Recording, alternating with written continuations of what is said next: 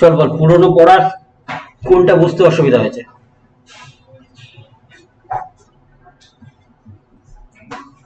কোনো পার্টিকুলার কোনো জায়গা আছে যেখানে বুঝতে অসুবিধা হয়েছে?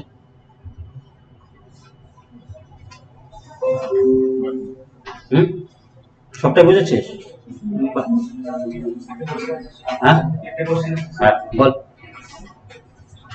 আপনি একটা x2 দিয়েছেন, how many electron s are there, মানে s অরবিটালে কয়টি, আর অপশন যে কয়টা দিয়েছেন স্যার, এর অ্যানসার যেটা এসেছে 2 ইলেকট্রন, ওটা আর কারো কিছু কোশ্চেন? একটা কোশ্চেন পেলাম।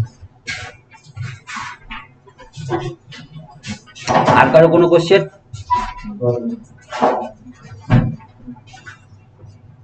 থাকলে বল, নির্দ্বিধায় বলবি। এখানে শিখতে এসছিস, কিছু লুকিয়ে রাখলে কিন্তু তোরই ক্ষতি।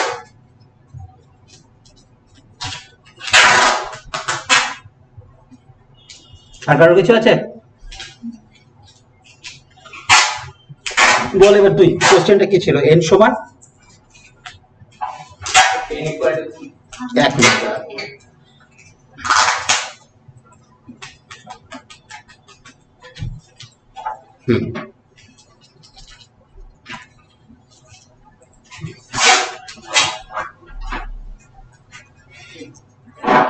n সমান কত ছিল তোর? n equal to 3। 3। n সমান n equal to 2। l equals to 2। m equal to -1।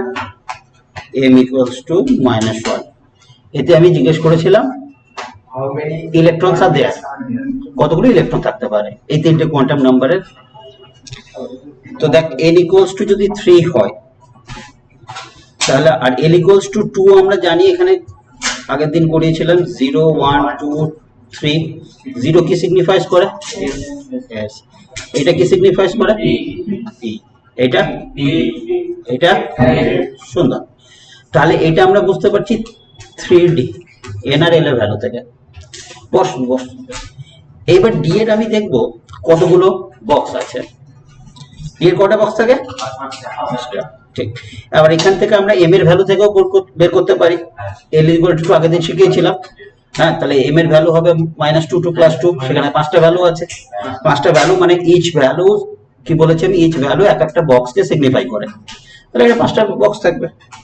তো আমরা এই 5টা বক্স ড্র,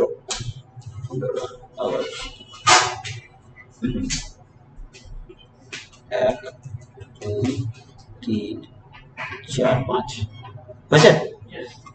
বেশ, এবার প্রত্যেকটা ভ্যালু লিখছি। -2, এগুলো শিখেছিলাম আগের দিন। 0 + 1। এবার m এর ভ্যালুটা কি দিয়েছে? -1। তাহলে -1 মানে এই বক্সটাকে সিগনিফাই করছে। এই বক্সে কটা ইলেকট্রন থাকতে পারবে সেটাই চাইছে। ক্লিয়ার নাকি কোনো প্রবলেম? আর কিছু প্রবলেম থাকলে বল। ওরা তারপরে জয়েন করুক, তারপরে তোর একটু বেশি ডিসকাস করে নে।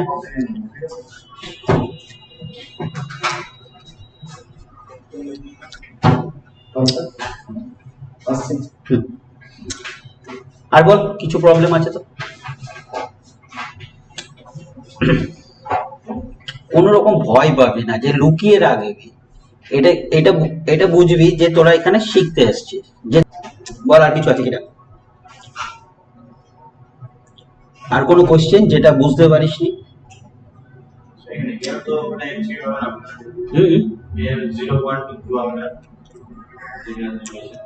তো যদি বলে দেয় কেউ এল এর, বোঝ ভালো করে। দুটো জিনিস বোঝ। একটা হচ্ছে পসিবল ভ্যালু, যেগুলো সম্ভব, যেগুলো সম্ভব হবে। আর যেটা হচ্ছে ফিক্সড ভ্যালু দেওয়া আছে। যদি দেওয়া আছে তাহলে তুই পসিবল ভ্যালুর দিকে যাবি, যাবি কি? যাবি না তো। যেটা দেওয়া আছে সেটা নিয়ে করবি। আমার l2 দেওয়া আছে, n = 3 হলে তো সবাই জানি আমরা যে l এর ভ্যালু কি হতে পারে, 0 1 আর 2। তার মধ্যে 2 আমার দেওয়া আছে, আমি 0 1 কে বাদ দেবো। আমার তো কোশ্চেন বলেছে l = 2। বোঝা গেল? ঠিক কি না? শুরু। এবার যদি আমাকে বলতো যে n = 3 তে কতগুলো ইলেকট্রন থাকবে, তাহলে l এর পসিবল ভ্যালুগুলো ধরতাম, সেই অ্যাকর্ডিং টু m এর ভ্যালু আনতাম, কতগুলো বক্স এলো দেখতাম, প্রত্যেক বক্সে আমরা জানি দুটো করে ইলেকট্রন আছে, 2 দিয়ে মাল্টিপল করে দিতাম। as simple as that। কত সোজা। আর কিছু বল, বেশ আর কিছু বলবি তোরা? না, তাহলে দেখ আমরা আগের দিন যতটা পড়েছিলাম পুরো একটা ইলেকট্রনিক কনফিগারেশন এবং তার সঙ্গে কোয়ান্টাম নাম্বারস পড়েছিলাম, তাই তো? নেক্সট দিন বলেছিলাম আমি বোর্ডসের থিওরি পড়াবো, তার সঙ্গে বলেছিলাম যে তিনটে প্রিন্সিপাল আছে যেটা আমি বাদ দিয়ে গেছি, সেই প্রিন্সিপাল গুলো একবার আলোচনা করে দেবো। তো প্রথমে আসি পাউলিস এক্সক্লুশন প্রিন্সিপাল, পাউলির অপবর্জন নীতি। দেখা যাক, তো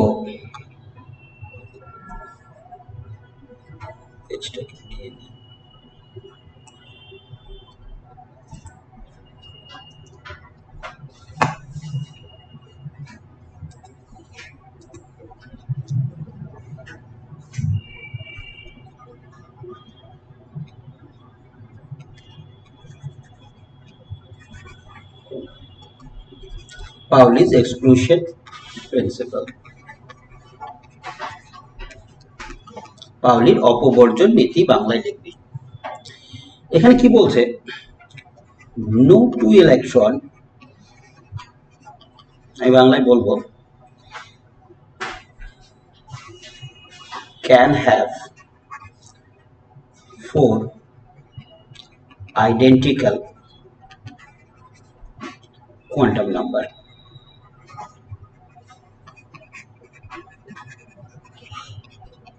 অর্থাৎ কি বলছে যে দুটো ইলেকট্রনের চারটে কোয়ান্টাম নাম্বার একই হতে পারে না। থার্ড পর্যন্ত possible, but the fourth one must be different. 4 number quantum number কিন্তু সম্পূর্ণরূপে আলাদা হতে হবেই। তো দেখা যায় একটা এক্সাম্পল নিয়ে দেখি। ধর 3p3 আছে and 3p6 করলাম, এই দুটোকে নিয়ে দেখছি।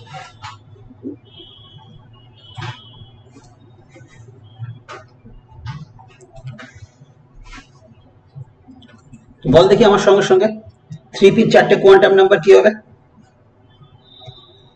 n কি হবে? 3, তারপরে আবার 0 1 কেন হয়? p অরবিটাল বলে দিয়েছে না, 2 কি করে হয়? 2 মানে তো d অরবিটাল। তো এরকম করে বললে হবে, কি পড়েছিস বুঝবো। তাহলে l সমান 1, বেশ m এমটা করে নে, ধর করে নিয়ে বল, খাতা মুখের সঙ্গে সঙ্গে খাতা চলতে হবে, তাই না? -1 0 +1। এবার থার্ড ইলেকট্রন বলেছে 1 2 3, তাহলে কত হলো? +1। এস কত? এটা সিঙ্গলি ফিল্ড না ডাবলি ফিল্ড? +1, ঠিক। তাহলে এটা হলো আমার 3p3 থার্ড ইলেকট্রনের চারটে কোয়ান্টাম নাম্বার। সিমিলারলি 3p6 এর সিক্সথ ইলেকট্রনের চারটে কোয়ান্টাম নাম্বার দেখি, দেখা যাক। n ইকুয়ালস টু কত? 3। l ইকুয়ালস টু কত? আবার 2 1। m ইকুয়ালস টু কত? +1। s ইকুয়ালস টু কত হবে দেখতো? 6 নম্বর ইলেকট্রন পেয়ারড আপ হলো -1। 6 তম ইলেকট্রনটা কি আছে? মাইনাস হাফে আছে না, পেয়ারড আপ আছে। তো পেয়ারড আপ তো আগের দিন পড়িয়েছি মাইনাস হাফ, পড়াশোনা কিন্তু হচ্ছে না। যদি না পড়ে আসিস আমি কিন্তু ঠিক বুঝবো, সুতরাং আসার আগে কিন্তু পড়ে আসতে হবে। বুঝতে অসুবিধা হলে আমি একবার কেন, আমি 10 বার বোঝাবো, কিন্তু পড়াশোনাটি করতে হবে। রোজকার পড়াশোনাতে যে হোমওয়ার্কটা দেবো, রোজকার হোমওয়ার্ক, সেটা আমাকে রোজ দিতে হবে, এর বাইরে আর কোনো কথা নেই, ঠিক? সপ্তাহে একটা দিন ক্লাস পাবি, তাহলে পুরো এক সপ্তাহের মধ্যে কি তোদের একটা দিন 2 ঘন্টা 3 ঘন্টা বের করা সম্ভব না? ইজিলি বের করতে পারবি। সুতরাং এর বাইরে কিছু হবে না, পড়ে আসতে হবে, ক্লাসে ডেলিভার করতে হবে, এটা হচ্ছে মোটো, ঠিক? তাহলে দেখ এখানে তিনটে কোয়ান্টাম নাম্বার দুজনেরই কিন্তু same, but the fourth one কিন্তু ডিফারেন্ট। এখানে পাউলির অপবর্জন নীতিটাকে মানলো না। তিনটে আমি কোয়ান্টাম নাম্বার পর্যন্ত সেম করে দিলাম, but the fourth one is different. Clear? Second চলে আসি, একটা প্রিন্সিপাল সারলাম, বুঝতে পেরেছিস না বুঝতে পারিস নি? নেক্সট প্রিন্সিপাল চলে আসি, Hund's rule for maximum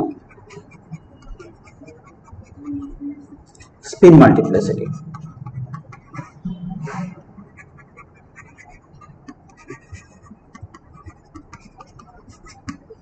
Ohm's rule for maximum spin multiplicity, অর্থাৎ হুমদের সূত্র স্পিন মাল্টিপ্লিসিটির বাংলা কিন্তু বাংলা মানে স্পিন মাল্টিপ্লিসিটি। তাহলে Hund's rule for maximum spin multiplicity মানে হোমসের সূত্র সর্বাধিক স্পিন মাল্টিপ্লিসিটির জন্য। ঠিক? সেক্ষেত্রে আমরা কি দেখব, হোমস কি বলছে, এই রুল কি বলছে? রুল বলছে যে ইলেকট্রনগুলো সেইভাবেই ফিল্ড আপ হবে যেখানে স্পিন মাল্টিপ্লিসিটি ম্যাক্সিমাম হবে।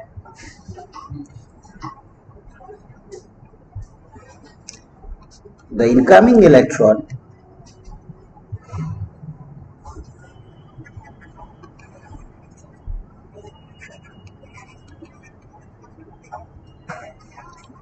are filled up in a orbital in such a way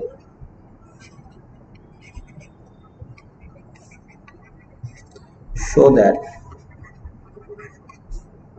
the spin multiplicity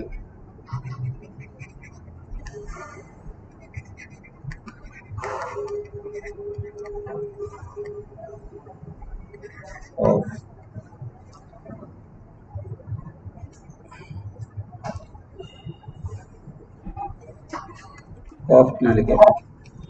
will be maximum। অর্থাৎ ইলেকট্রনগুলো এমন ভাবে ফিল্ড আপ হবে অরবিটালে যেখানে স্পিন মাল্টিপ্লিসিটিটা ম্যাক্সিমাম হবে। এবার দেখা যাক স্পিন মাল্টিপ্লিসিটি কি জিনিস। স্পিন মাল্টিপ্লিসিটিকে লেখা হয় কিভাবে?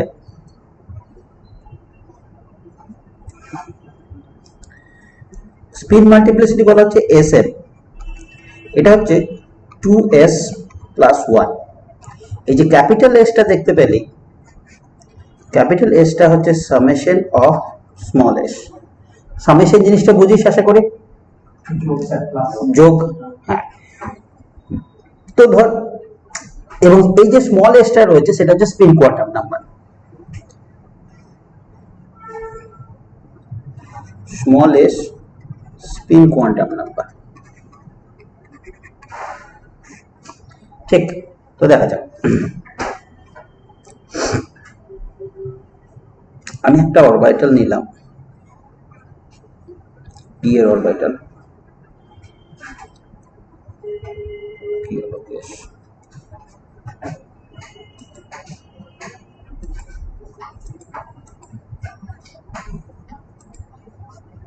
পাঁচটা অরবিটাল নিলাম।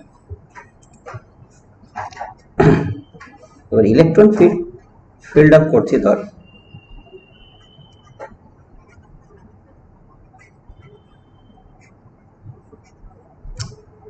কটা ইলেকট্রন দিলাম এখানে? পাঁচটা। তাহলে এইটা আমরা জানি সঠিক ওয়ে, তাই তো? এবার যদি আমি এইটাই আরেকবার করি,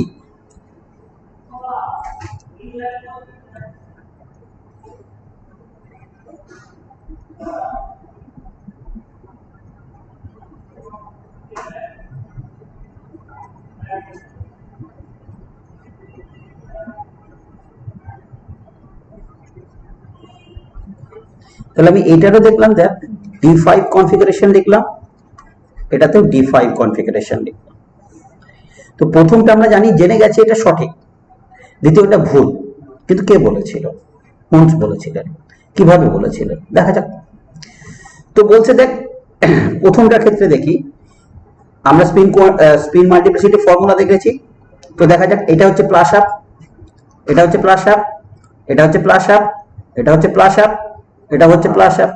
তাহলে ক্যাপিটাল এস এইটার জন্য ক্যাপিটাল এস সমান কত হচ্ছে? সামেশন অফ স্মল এস বলেছিলাম, স্মল এসটা কত এখানে, সবগুলোই প্লাস আপ, তাহলে কত হয়ে যাবে ক্যাপিটাল এস 5/2।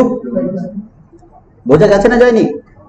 ঠিক, তাহলে ক্যাপিটাল এস যদি 5/2 হয় তাহলে স্পিন মাল্টিপ্লিসিটি কত হবে, 2 × 5/2 প্লাস 1, 2s প্লাস 1 ছিল লিখেছিলাম, তাহলে এখানে কত হলো দেখতো, 5 + 1 দ্যাট ইজ 6।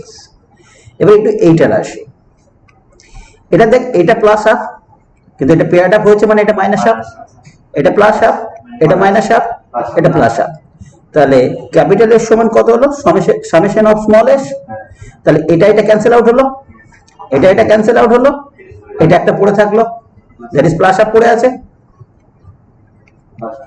তাহলে স্পিন মাল্টিপ্লিসিটি কত হবে রে, 2 × হাফ প্লাস 1, তাহলে 1 + 1।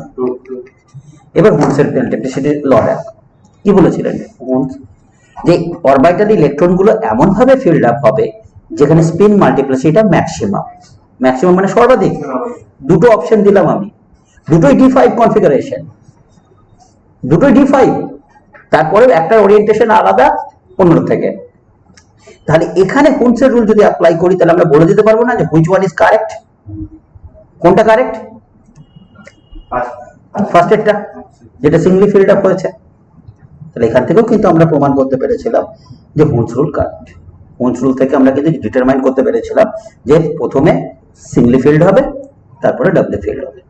ঠিক, বেশ। এবার যদি বলি স্যার এই ওরিয়েন্টেশনের বাইরেও তো লেখা যায় এটাকে, বলুন বেশ লেখা যাক।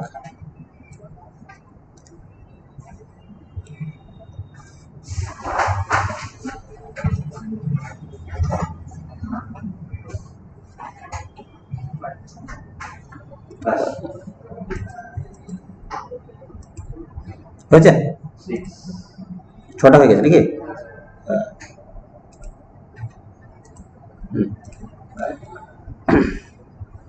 এটাকে যদি আমি এরকম করে লিখি, একটা ইলেকট্রন, দুটো ইলেকট্রন,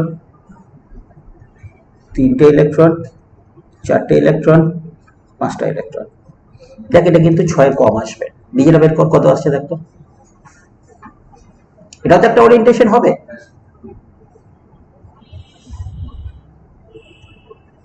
স্পিন মাল্টিপ্লিসিটি বের কর,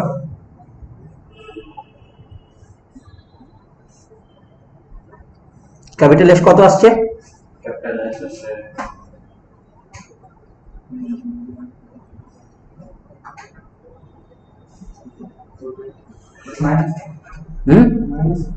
মাইনাসে কি বলতে সামেশন, তো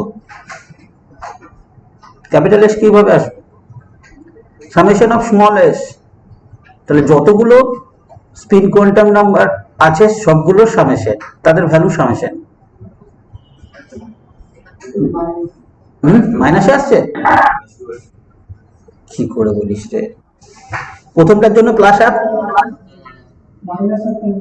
হ্যাঁ কে কথা বলছে কে,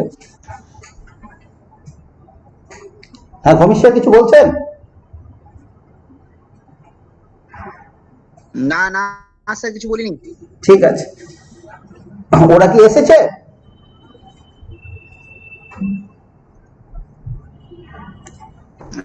হ্যাঁ জঙ্গিপুরে সবাই অন আছে, আচ্ছা আচ্ছা শুনতে ঠিক, পাচ্ছে, একটু মাঝে মাঝে নেটওয়ার্কের প্রবলেম হচ্ছে। বাহ শোনা যাচ্ছে, কালকেও শোনা যাচ্ছে। ইকো হচ্ছে তো সেই জন্য আওয়াজটা এরকম। ঠিক, কোথাও প্রবলেম হলে বলবেন কাইন্ডলি।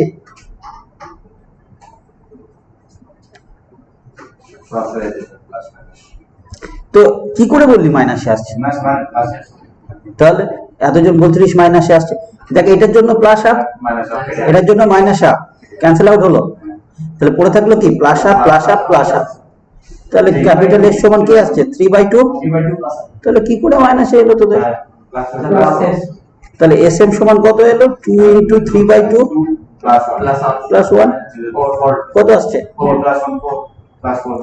3 + 4 3 + 1 দ্যাট ইজ 4 এলো কি 6 থেকে বেশি? যেভাবে তো ওরিয়েন্টেশন কর, যেভাবে তো বিন্যাস কর, 6 থেকে কিন্তু বেশি আসবে না।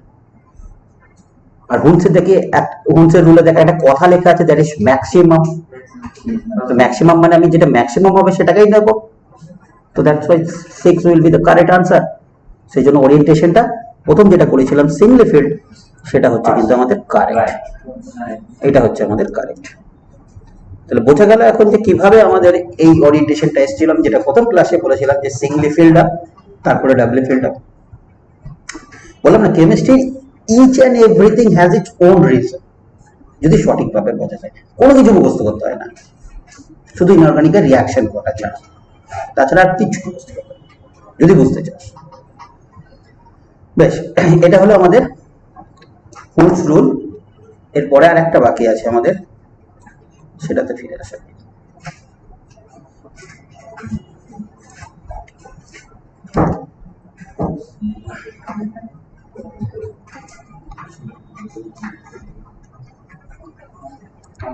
আউটবাউ প্রিন্সিপাল কি বলেছিলেন বলতো?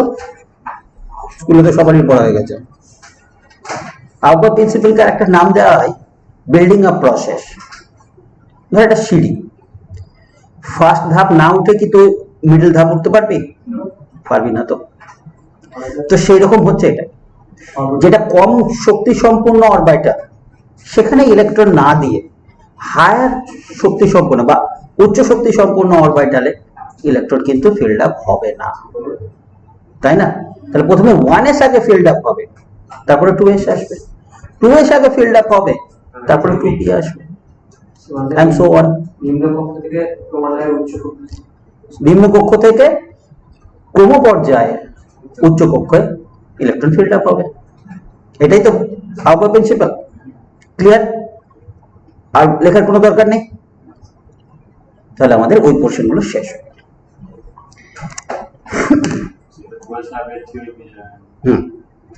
এবার বোর্ডসে আসবো। রাদারফোর্ড পর্যন্ত তোরা ক্লাস 10-এ পড়ে নিয়েছিস, সুতরাং ওখানে আর কিছু নাই। একটাই জিনিস, এগুলো তো মনে হয় ক্লাস 10-এ পড়ে নিয়েছিস।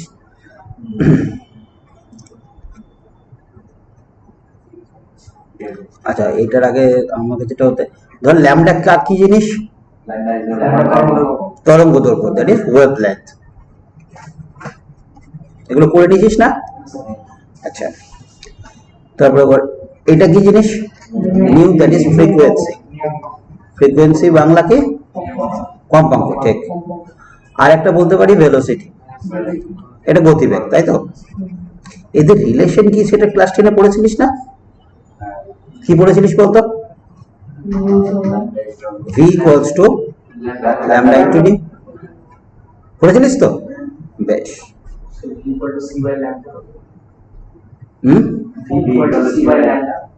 নিউ ইকুয়ালস টু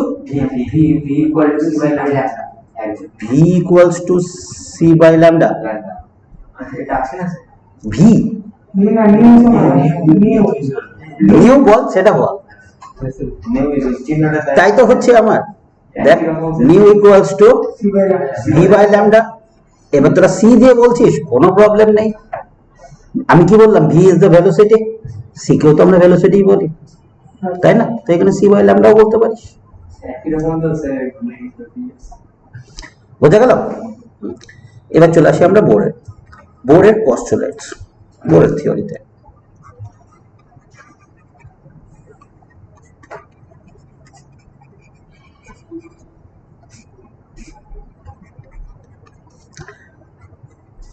তিনটে মেন পস্টুলেট আছে, সেটাকে তোদের বইয়ে ভেঙে কেউ 5টা, কেউ 6টা, কোনো বইয়ে আমি 6টাও দেখেছি, তো দ্যাট ডাজন্ট ম্যাটার। আমরা মেন তিনটেকে পড়ি, ভাঙতে তো নিচেই পারবি, ঠিক? তো প্রথম পস্টুলেট যে আসে, বোর কি বলছে? যে একটা ইলেকট্রন তার খেয়াল খুশি মতো কোন একটা অরবিটালে বা অরবিটে ঘুরতে পারে না। বোঝা গেল? ইলেকট্রন, সেই ইলেকট্রনটা সেই অরবিটে থাকবে যখন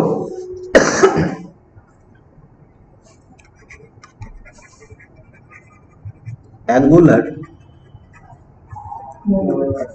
মোমেন্টাম, অর্থাৎ কি কৌণিক ভরবেগ সমান কি হবে MVR integral multiple of h by, তাই তো? যেখানে n কি, n হচ্ছে তোর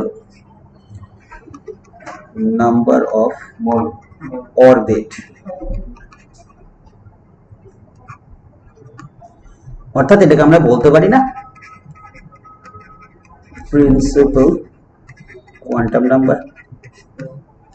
মনে রাখবি যে কোনো ফিজিক্যাল ইকুয়েশন সমীকরণে, ভৌত সমীকরণে যেখানে n ইউজ হবে, n stands for principal quantum number, সেই ইকুয়েশনটাকে বলা হবে কোয়ান্টাইজড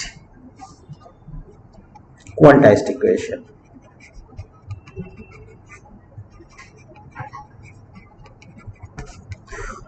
এবার আমরা অ্যাঙ্গুলার মোমেন্টামটা একটু দেখি। অ্যাঙ্গুলার মোমেন্টাম কি বলছে? আমরা জানি মোমেন্টাম, লিনিয়ার মোমেন্টাম পড়েছি। লিনিয়ার মোমেন্টাম কি বলা হয় বাংলা? রৈখিক ভরবেগ। তার ইকুয়েশন কি ছিল? ছোটবেলায় পড়ে নিয়েছিস, ক্লাস 9-10 পড়েছিস নিঃসন্দেহে। কি কি সমীকরণ ছিল? মাস ইনটু ভেলোসিটি ছিল না? তাহলে লিনিয়ার মোমেন্টাম যদি m ইনটু v হয়, হ্যাঁ বলুন ম্যাম। হ্যাঁ হ্যাঁ বলছি স্যার, ওই সমস্যা হয়েছে কি যে আমরা কানেক্ট একটু আগে করতে পেরেছি, তা সামনেরটা একটু মানে ওরা বুঝতে পারছে না, যদি একটুখানি বলে দেন একটু শর্টে তাহলে আচ্ছা, মেয়েদের খুব ভালো হয়। আমি এই সবে একটা নতুন থিওরি করলাম, নতুন থিওরি স্টার্ট করলাম বোর পস্টুলেট দিয়ে, ঠিক আছে? ওই জন্য আচ্ছা স্যার। হ্যাঁ, এইখান থেকেই ওরা শুনুক না। আর যদি ওদের পেছনেটা কোনো লিংক নেই এখানে, যদি ওদের করতে হয় আমি শেষে আরেকবার রিভিশন করে দেবো। আচ্ছা স্যার, ঠিক আছে স্যার, ঠিক আছে? ঠিক আছে। হুম। আচ্ছা। বোর্ড থেকে কোনো অসুবিধা হচ্ছে কি? বোর্ড থেকে শুনতে পাচ্ছে? বোর্ড থেকে হ্যাঁ শুনতে পাচ্ছে, বোর্ড দেখতে পাচ্ছে ক্লিয়ার। ঠিক আছে, আচ্ছা থ্যাংক ইউ।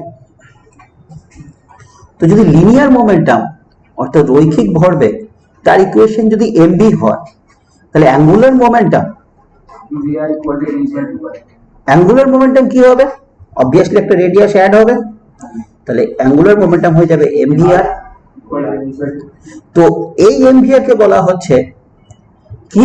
একটা ইলেকট্রনের কৌণিক ভরবেগ, অ্যাঙ্গুলার মোমেন্টাম। সেটা বোর কি বললেন? সেটা কার সঙ্গে সমান হতে হবে? Integral multiple of h by 2 pi. অর্থাৎ ইকুয়েশন দ্বারা বোরের first postulate mvr equals to nh by 2 pi. এখানে n কে আমরা অরবিটের সঙ্গে তুলনা করব, তাহলে আমাদের দাঁড়ালো কি?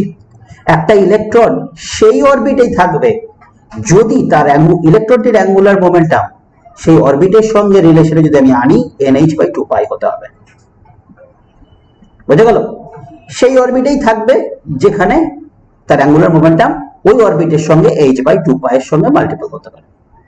ক্লিয়ার?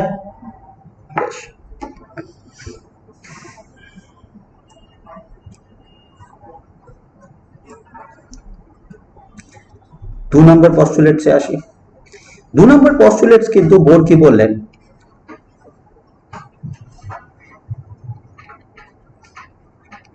stationary orbit and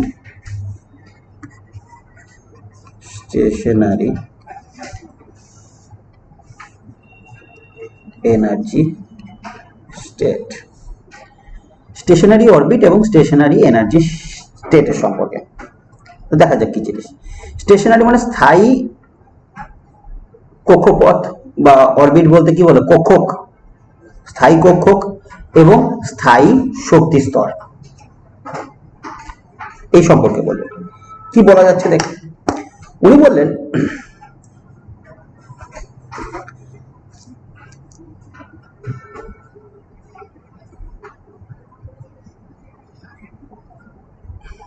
যদি একটা ইলেকট্রন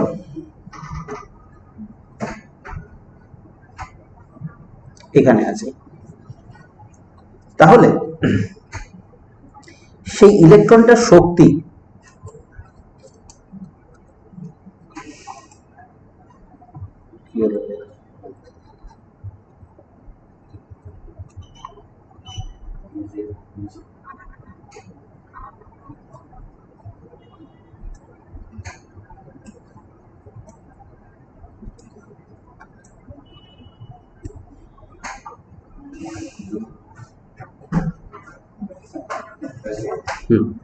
সেই ইলেকট্রনটার শক্তি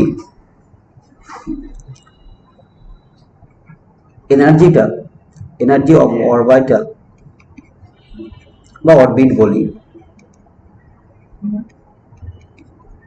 equals to energy of that electron হতে হবে।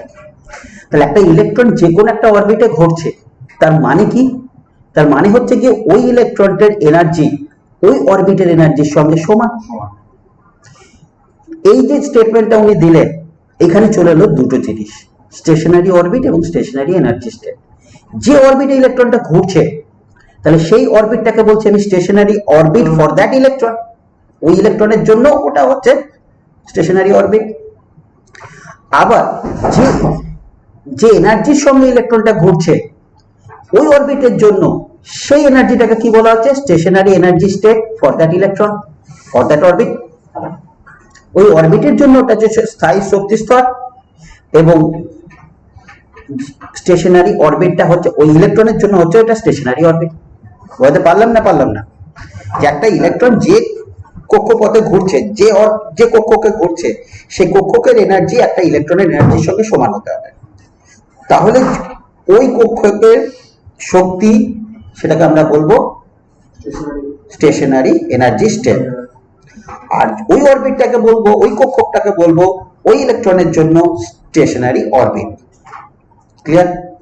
বেশ, 3rd নম্বর পস্টুলেট তিনি বলছেন,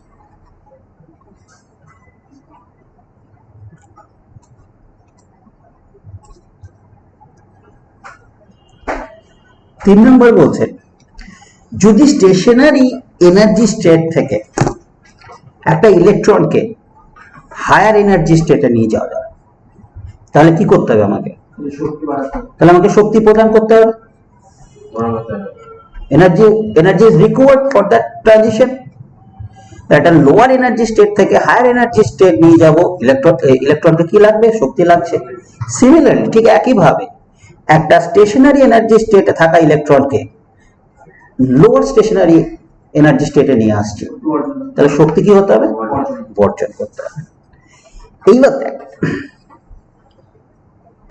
এই যে শক্তির যে ট্রানজিশন হচ্ছে, এনার্জি ট্রানজিশন হচ্ছে, সেই এনার্জি ট্রানজিশনটাকে যদি আমি ফটোগ্রাফিক প্লেটে রাখি, তাহলে কি পাবো? আমি স্পেকট্রা পাবো, দ্যাট ইজ বর্ণালী পাবো।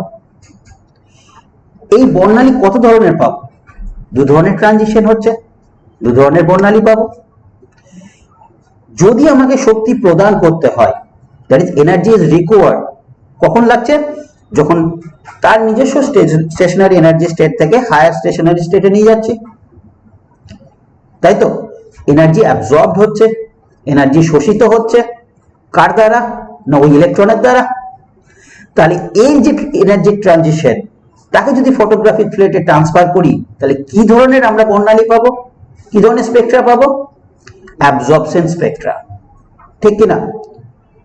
বাংলা হয়তো শোষিত ধরনের একটা কিছু একটা বর্ণালী দেবে। তো অ্যাবজর্পশন স্পেকট্রা। ঠিক একইভাবে হায়ার এনার্জি স্টেট থেকে লোয়ার এনার্জি স্টেটে নিয়ে আসছি, তখন কি হচ্ছে? শক্তি বিকিরণ হচ্ছে, তাই তো? এনার্জি রিলিজড হচ্ছে। তখন যদি আমরা ফটোগ্রাফিক প্লেটে ট্রান্সফার করি, তখন কি স্পেকট্রা পাবো? ইমিশন স্পেকট্রা, বা কি বলে যেন বিকিরণ বর্ণালী, ঠিক? তাহলে এই যে 2 ধরনের স্পেকট্রা পেলাম, অ্যাটমিক স্পেকট্রা এবং ইমিশন স্পেকট্রা। এইবার 2 ধরনের স্পেকট্রাই আমরা বের করতে পারি, কিন্তু আমরা মানুষ তো, কোনটা সহজ পদ্ধতি সেটা আমাদের আগে করতে হবে। খাটবো কেন? উপরওয়ালা ব্রেন দিয়েছে, কি করতে? তো দেখা যাচ্ছে অ্যাবজর্পশন স্পেকট্রা আর এমিশন স্পেকট্রা কিভাবে পাওয়া যায় সেটা একটু দেখি। অ্যাবজর্পশন স্পেকট্রা কি হচ্ছে? কিছু পরিমাণ এনার্জি আমি দিলাম একটা ইলেকট্রনকে, সে হায়ার এনার্জিতে ট্রানজিশন করবে, হায়ার এনার্জিতে স্টেটে পৌঁছাবে। ওই যে অ্যামাউন্ট অফ এনার্জি লেগেছে, সেটাকে ক্যালকুলেট করলাম। ক্যালকুলেট করলে আর্টিফিশিয়ালি আমি একটা এনার্জি তৈরি করলাম, কোনো কারণ থেকে, কোনো কোথা থেকে তৈরি করলাম, হতে পারে একটা অ্যাটম থেকে তৈরি করলাম, বা কোন একটা হিটকে কনভার্ট করলাম, সেই অ্যামাউন্ট অফ এনার্জি তৈরি করলাম। তারপরে তার ইমিশন দেখবো, তাকে আমি ফটোগ্রাফিক প্লেটে ফেলবো, তবে কিন্তু আমরা অ্যাবজর্পশন পাবো। কারণ অ্যাবজর্পশনটা তো আর মানে বাইরে কোথাও ট্রানজিশন হচ্ছে না যে আমি ফটোগ্রাফিক প্লেটে রাখবো আর পেয়ে যাবো। কিন্তু ইমিশনের বেলায় হায়ার এনার্জি স্টেটে ছিল, লোয়ার এনার্জি স্টেটে আসছে, কিছুটা অ্যামাউন্ট এনার্জি ছেড়ে দিচ্ছে, সেই অ্যামাউন্ট অফ এনার্জিটাকে আমরা ফটোগ্রাফিক প্লেটে রাখলেই তো আমরা ইমিশন স্পেকট্রা পেয়ে যাবো। তাহলে ক্যালকুলেশনের সহজ কোনটা? ইমিশন স্পেকট্রা, যেটা রিলিজ করছে ডিরেক্ট আমরা বর্ণালী পাবো। তাহলে আমরা সমস্ত ক্যালকুলেশন ইমিশন স্পেকট্রা দিয়ে করবো, অ্যাবজর্পশন স্পেকট্রা দিয়ে করবো না। বোঝা গেল? তাহলে যত কোশ্চেন আসবে দেখবি হায়ার অরবিট থেকে লোয়ার অরবিট জাম্প করেছে। বোঝা গেল? তো সেই বেসিসে আমরা কোশ্চেন আনসার আলোচনা করব। তো দেখা যাক।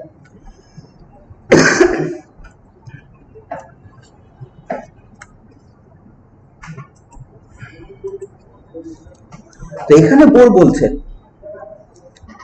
এই যে এনার্জি ট্রানজিশন হচ্ছে সেটা কোন ফর্মুলা দিয়ে যাচ্ছে? E equals to H, যেখানে H কি? H হচ্ছে প্ল্যাঙ্ক কনস্ট্যান্ট, তাই তো? প্ল্যাঙ্কের একটা আমরা মান পাবো, বলতো কেউ H এর মান 6.626 into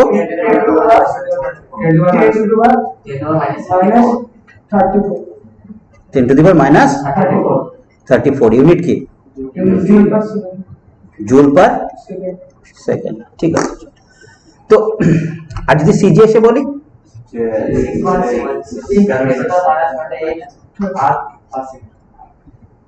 6.626 into 10 to the power minus 28 r per second। বেশ, তো এবার দেখ E equals to H new K. Excuse me sir, হ্যাঁ স্যার এর ইউনিটটা তো জুল সেকেন্ড হয়। হ্যাঁ বলুন। Joule into second. হ্যাঁ জুল ইনটু সেকেন্ড, ঠিক ঠিক। আমি তোদের সঙ্গে পার করে দিয়ে বসে আছি রে। ঠিক ঠিক।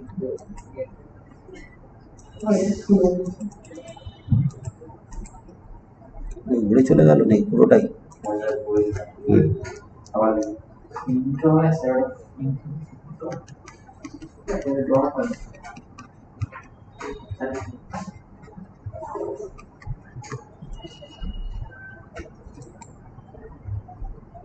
পুরোটাই চলে যাবে।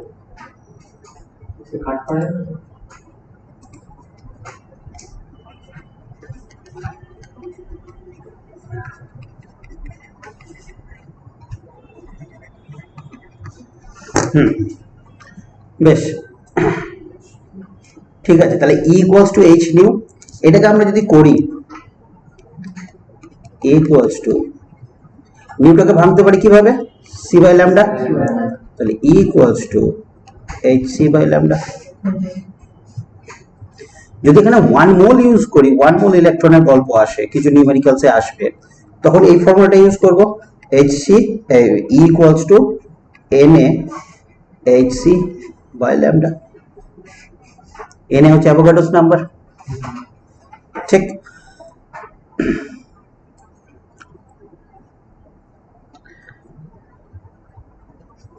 আর energy gap between two orbit, সেটাকে কি বলবো? ডেল্টা ই।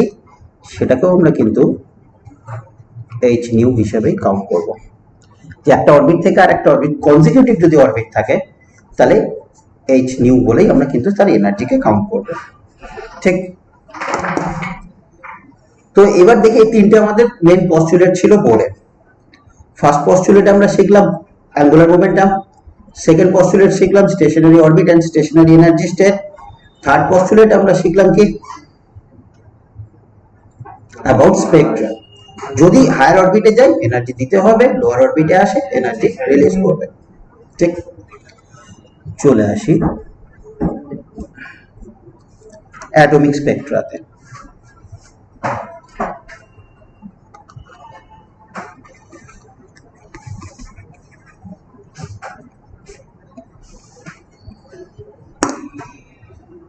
অ্যাটমিক স্পেকট্রাতে আমরা কি বললাম? প্রথমে আমরা কি করব? ইমিশন স্পেকট্রা কাউন্ট করব, তাই তো? তো এই ইমিশন স্পেকট্রা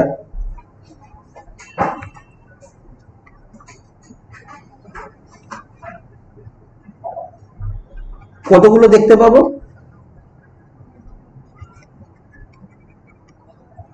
প্রথমে পাচ্ছি কি লাইম্যান সিরিজ, তাই তো? তারপরে কি পাবো? বামার সিরিজ। তারপরে কি পাবো?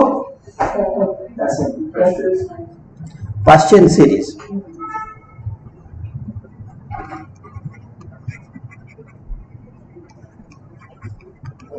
তারপরে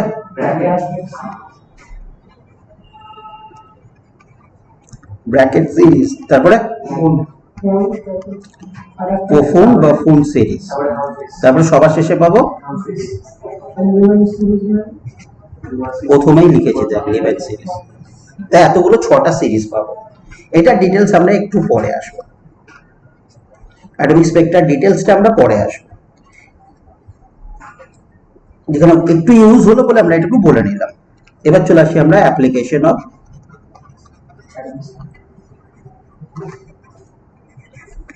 board theory.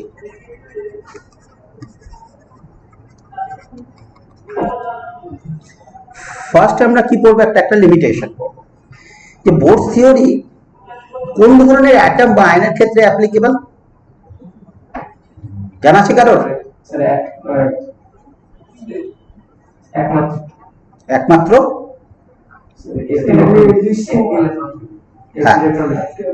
For 1 electron system, 1 electron system. তাহলে হাইড্রোজেন বোর থিওরি ফলো করবে। হিলিয়াম কি করতে পারবে? করতে পারবে না, কিন্তু He প্লাস করতে পারবে, কারণ একটা ইলেকট্রন সিস্টেম হয়ে যাচ্ছে। হিলিয়াম 2 ছিল। তারপরে লিথিয়াম তো করতে পারবে না, লিথিয়াম 2 প্লাস। এইভাবে আমি যেভাবেই 1 ইলেকট্রন সিস্টেম আনবো তারাই পার্টিসিপেট করতে পারবে। ঠিক, যাই যেভাবে জানিস নিয়ন পর্যন্ত নিয়ে আসবে, নিয়ন 9 প্লাস, তাই তো? কিন্তু বাস্তবে সেটা কষ্টকর। বোর্ডের যে অ্যাপ্লিকেশন আছে তার মধ্যে আমরা আমাদের সিলেবাসে 3টে মেইন অ্যাপ্লিকেশন আছে। কি কি?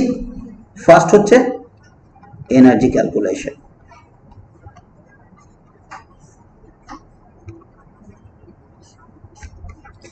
বোর্ড যে ইকুয়েশন দিয়েছে আমরা ডিরেক্ট ইকুয়েশন পড়বো, আমাদের এস্টাবলিশমেন্ট বা ডেরিভেশন কোথাও আসবে না, সুতরাং আমরা ওইদিকে যাবই না। কি দিয়েছিল কেউ বলতে পারবে? ইকুয়েশন তোদের স্কুলে কিন্তু সবাই পড়া হয়ে গেছে। ফার্স্ট চ্যাপ্টার, সেকেন্ড চ্যাপ্টার বলে -2 pi square -2 pi pi square 2 pi r m square e to the power 4 by z square by n square h square. ঠিক বললাম? 2 pi square m square e to the power 4 z square by n square h square. Pi স্কয়ারটা হবে না মনে হচ্ছে। হ্যাঁ, pi square হবে না। 2 pi m square e to the power 4 z square. এবার ঠিক আছে। তো বেশ, এটাও আমাদের মনে রাখার দরকার নাই খুব একটা বেশি, কারণ এটা দিয়েও আমাদের ডাইরেক্ট আসবে না অঙ্ক। এখানে আমরা কি করব? EH টা বের করব। EH এর জন্য দেখ 2 pi m square e to the power 4 by h square into z square by n square. কি বসাবো বলতো?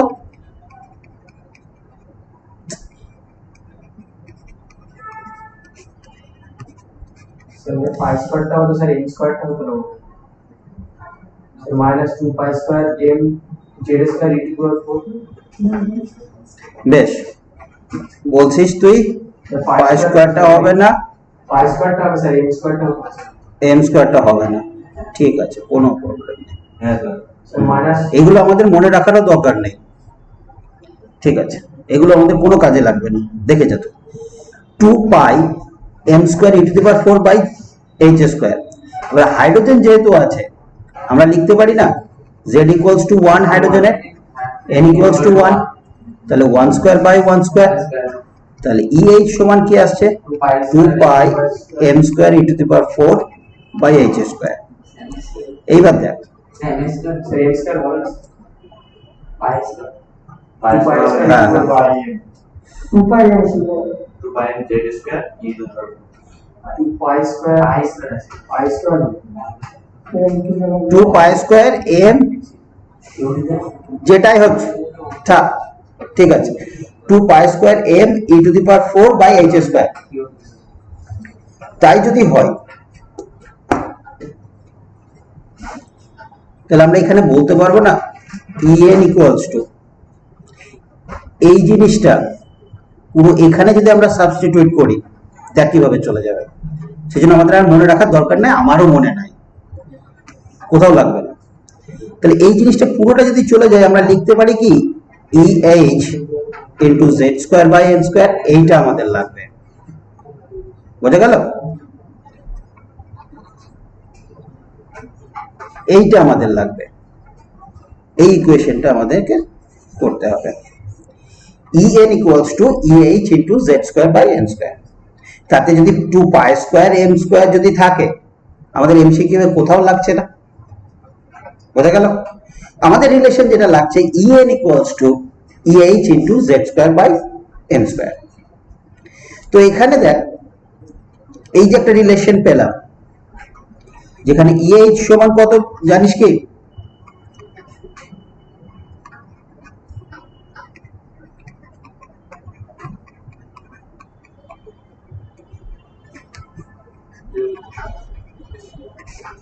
এইটা। তাহলে EH এনার্জি অফ হাইড্রোজেন আমরা কি পেলাম on it's ground state -13.6 electron volt, অথবা কি পেলাম -2.18 into 10 to the power -18 joule per atom.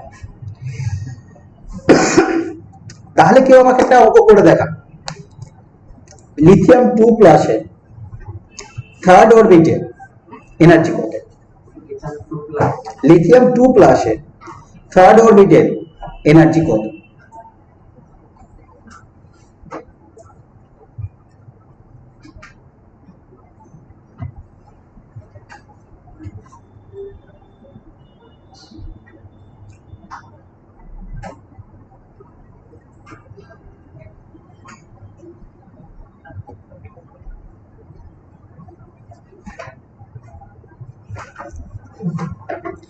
En মানে কি হচ্ছে বলতো?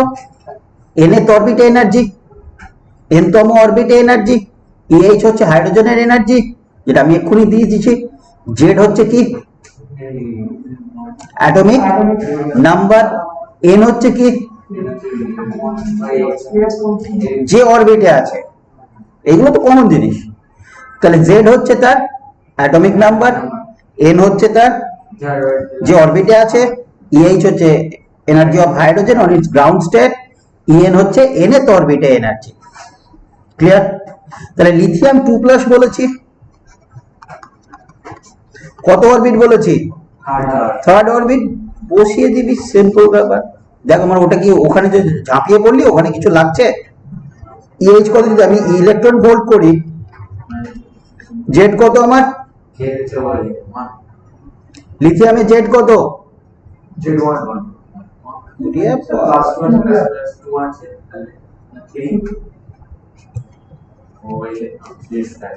লিথিয়ামের অ্যাটমিক নাম্বার কত? তাহলে তোরা 1 কেন বলছিস?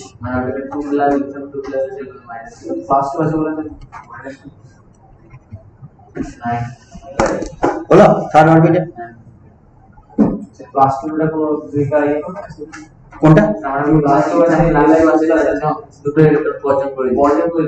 তবেই তো বোরের ইকুয়েশন মানছে। লিথিয়াম দুটো ইলেকট্রন বর্জন করেছে বলেই তো বোরের ইকুয়েশনটা মানছে। এটা যদি শুধু লিথিয়াম বলতো আমি ইকুয়েশনে ফেলতেই পারতাম না। শুধু যদি লিথিয়াম বলতো তাহলে ওয়ান ইলেকট্রন সিস্টেম নয়, তাহলে বোরের ইকুয়েশনে কেন অ্যাপ্লাই হতো? বুঝতে পারলাম? সেই জন্যই আমি ইকুয়েশন দিতে পারবো। ক্লিয়ার? নাকি কোনো সমস্যা আছে বল?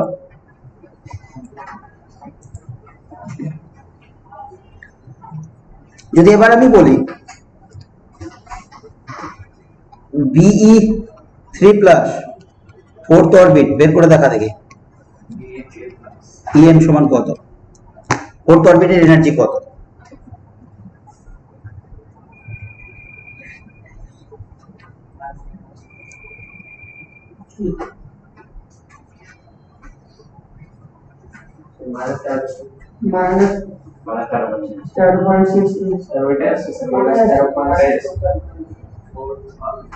একই আসছে না, কারণ কেটে যাচ্ছে।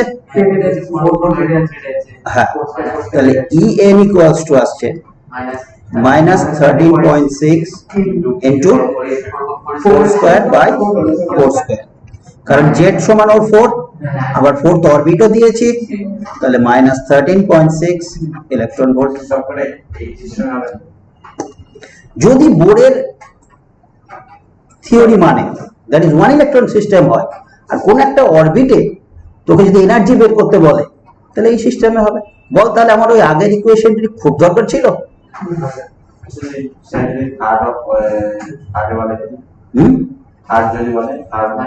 বের কর তুই পেরিয়ান। এত গাধা হলে হবে? B3 প্লাসের থার্ড অরবিট এটা বলছিস?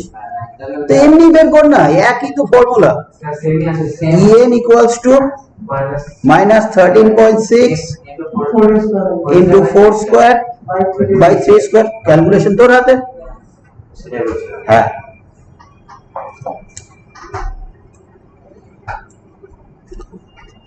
এইবার একটু দেখা যাক। দেখ, En এর এক্সপ্রেশনে একটা মাইনাস সাইন ছিল,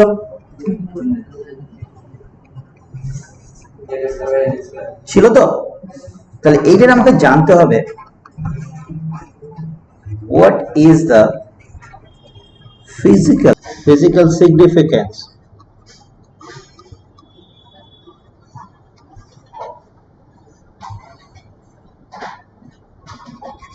of negative sign in energy expression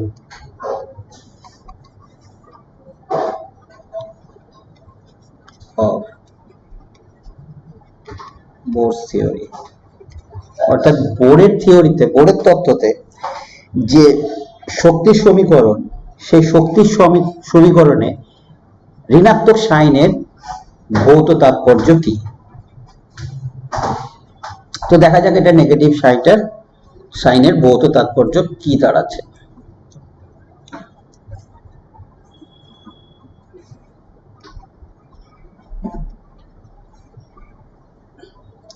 তো আমরা একটা তিনটে অরবিট আঁকলাম, মাঝে আছে নিউক্লিয়াস। নিউক্লিয়াসে কি থাকে? পজিটিভ চার্জ বলতে পারি তো। বাইরে একটা ভ্যাগাবন্ড ইলেকট্রন আছে, এদিক ওদিক ঘুরে বেড়াচ্ছে। তাহলে তার ক্ষেত্রে কি হবে? শক্তিটা কি বেশি হবে? যে এমনি ভ্যাগাবন্ড ঘুরে বেড়াচ্ছে, তার ক্ষেত্রে শক্তি কি হবে? অবশ্যই অনেক বেশি। সে যখন কোন একটা ভ্যালেন্স অরবিট, মানে থার্ড অরবিট এখানে এসে বসতে আসছে, তাহলে সে কিসের আকর্ষণে আসছে? না, এই নিউক্লিয়াসে উপস্থিত পজিটিভ চার্জ। তাহলে যখন সে এখানে আসছে, তখন আমাকে কি কোনো শক্তি প্রদান করতে হচ্ছে? না, কারণ সে নিউক্লিয়াসের আকর্ষণে আসছে। আকর্ষণে এসে যদি একটা অরবিটে বসলো, দ্যাট মিন্স কি হলো? কে স্থায়ী হলো, সে স্টেবল হলো। তাহলে ইলেকট্রনটি ভ্যালেন্স অরবিটে এসে সে স্টেবল হলো। যদি উচ্চ শক্তি সম্পন্ন একটা ইলেকট্রন কোন একটা অরবিটে এসে স্টেবল হয়, অর্থাৎ স্থায়ী হয়, তাহলে তার এনার্জি কমবে। তাহলে উচ্চ শক্তি সম্পন্ন একটা ইলেকট্রন নিম্ন শক্তি সম্পন্ন একটা ইলেকট্রনে কনভার্ট হলো। যদি তাই হয়, তাহলে সে বাকি অংশের যে ইলেকট্রন, তার নিজস্ব যে এনার্জি ছিল, সে বাকি অংশের এনার্জিটা কি করবে? অবভিয়াসলি সে রিলিজ করবে। That release of energy is the expression of energy equation. তাহলে ওই যে রিলিজ অফ এনার্জি হচ্ছে, যে কিছুর পরিমাণে এনার্জি রিলিজ করছে, সেই এনার্জিটাকে বোর কি করেছিলেন? শক্তির ইকুয়েশন দিয়ে ক্যালকুলেশন করেছিলেন। তাহলে এখানে যে এনার্জি ক্যালকুলেশন করছি, সেই এনার্জির ক্যালকুলেশনটা কি? এনার্জি ক্যালকুলেশন কিছু পরিমাণ শক্তির নির্গত হওয়া বোঝাচ্ছে। কিছু পরিমাণ শক্তি যদি নির্গত হয় কেমিস্ট্রিতে, release of energy is expressed by negative sign. তাহলে কিছু পরিমাণ এনার্জি রিলিজ হচ্ছে, রিলিজ হওয়ার জন্যই আমরা কি বলছি, এটা নেগেটিভ সাইন। যদি কিছু পরিমাণ এনার্জি অ্যাকোয়ার করত, অর্থাৎ শোষণ করত ইলেকট্রনটি, তাহলে কিন্তু এনার্জির ইকুয়েশন পজিটিভ হয়ে যেত। তাহলে ব্যালেন্স অরবিটে ইলেকট্রন এসে স্থায়ী হচ্ছে এবং স্থায়ী হওয়ার ফলে কিছু পরিমাণ শক্তি সে নির্গত করছে। সেই নির্গত হওয়া শক্তি বোঝানোর জন্য আমরা একটা ঋণাত্মক সাইন ব্যবহার করছি। বোঝা গেল? তাহলে নেগেটিভ সাইনের ফিজিক্যাল সিগনিফিকেন্স কি হলো? কিছু পরিমাণ শক্তি নির্গত হচ্ছে, সে নির্গত হওয়া শক্তি বোঝানোর জন্য নেগেটিভ সাইন ইউজ হচ্ছে। বোঝা গেছে কি? চলে আসি radius, second application.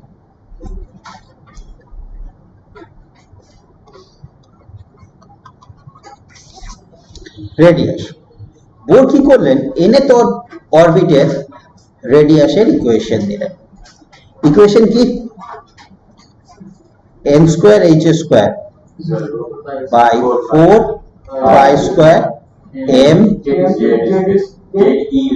e square z, 4 pi square m e square z। ঠিক আছে?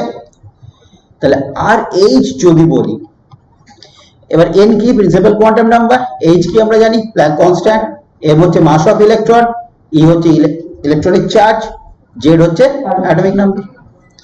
তো এবার যদি RH বলি, তাহলে আমরা লিখতে পারি না h square by 4 pi square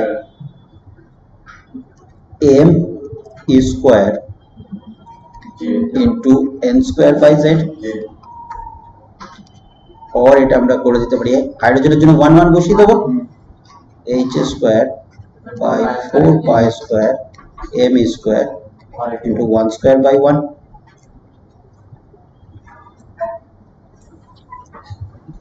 তাহলে RH হয়ে গেল আমাদের h square by 4 pi square m square. সেটাকে, এই এক্সপ্রেশনটাকে আমি Rn এর এক্সপ্রেশনে বসাবো। তাহলে এখানে পেয়ে যাচ্ছি Rn equals to RH into n square by, পেলাম কি? এখানে Rn হচ্ছে nth অরবিটের রেডিয়াস, RH হচ্ছে হাইড্রোজেনের রেডিয়াস। RH এর ভ্যালু কত? 0.529 আর্মস্ট্রং। এবার যদি আমি কোশ্চেন করি, Li2 প্লাসে 4th অরবিটে রেডিয়াস কত হবে?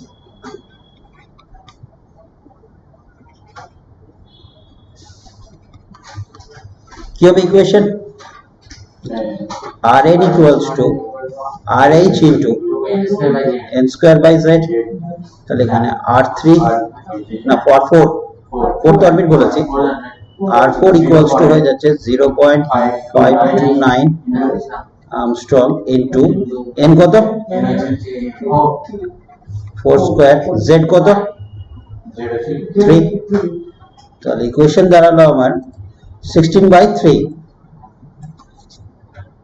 তাহলে 0.53 ইউজ করে দিন ইনটু 16/3, এটা হচ্ছে আর্মস্ট্রং। বোঝা গেল?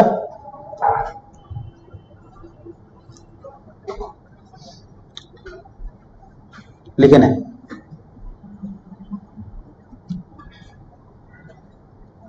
এবার আমি একটা question Dev.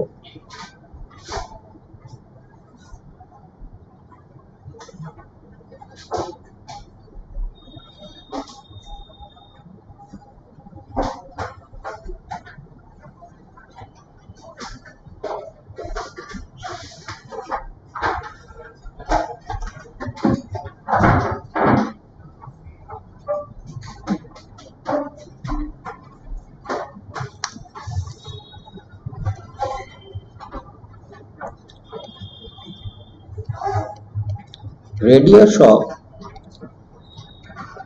second Bohr orbit of hydrogen is capital R, then what will be the radius of third Bohr orbit? বলছে সেকেন্ড বোর অরবিট দিয়েছে ক্যাপিটাল আর, তাহলে থার্ড বোর অরবিটের রেডিয়াস কি হবে? Option A 2r, option B 3r, option C 2.25r, option D 9r। কোনটা হবে?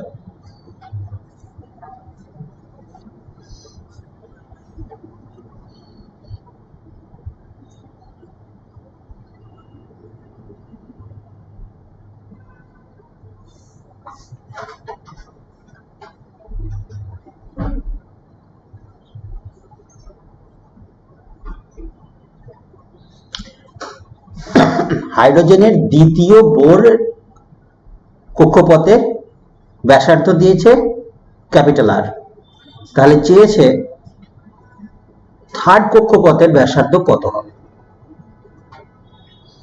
তাই তো? তার মানে তো তাই দাঁড়ালো।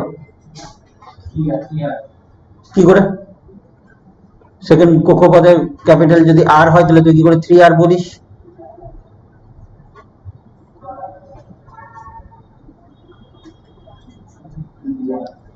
মেয়েরা কেউ বলবে?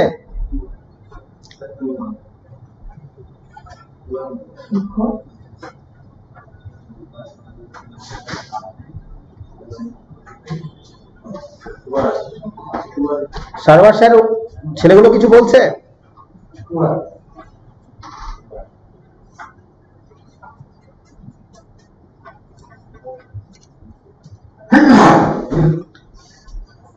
দেখা যাক। R2, that is radius of second Bohr orbit, সেটা কি দাঁড়াচ্ছে ফর্মুলা অনুযায়ী? RH into n square by z। তো RH equals to n কত আছে? সেকেন্ড অরবিট বলেছে না, তাহলে 2 স্কয়ার। z কে আছে 1, হাইড্রোজেন তো, তাহলে 4RH হলো। ঠিক, এবার চেয়েছে আমাকে R3, এইটা বলে দিয়েছে আমাকে ক্যাপিটাল আর, তাই তো? তাহলে RH সমান আমি এটা ক্যালকুলেট করে নিই, ক্যাপিটাল R বাই 4। কারণ আমাকে কি দেখ, অপশনে দেখ ক্যাপিটাল আর এর টার্মসে দিয়েছে, যদি ক্যাপিটাল আর এর টার্মসে না দিত তাহলে আমি এটা 0.529 ইউজ করতে পারতাম, কিন্তু যেহেতু ক্যাপিটাল আর এর ফর্মে দিয়েছে তাহলে আমাকে ক্যাপিটাল আর এর ফর্মে আনতে হবে। তো এইবার R3 টার ইকুয়েশন বসাবো, RH into third Bohr orbit বলেছে, RH এর ভ্যালু কি? ক্যাপিটাল R বাই 4 ইনটু 9, তাহলে 9 বাই 4 ইনটু ক্যাপিটাল আর।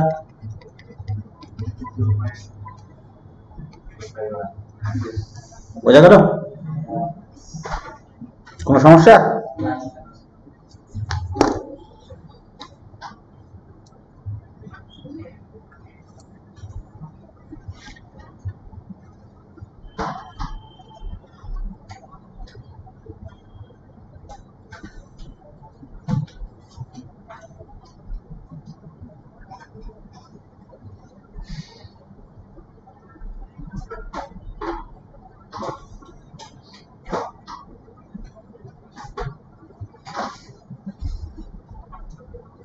হয়েছে লেখা? আর একটা দিচ্ছি আমি, এটা এবার একটু এনার্জি দিয়ে দিচ্ছি।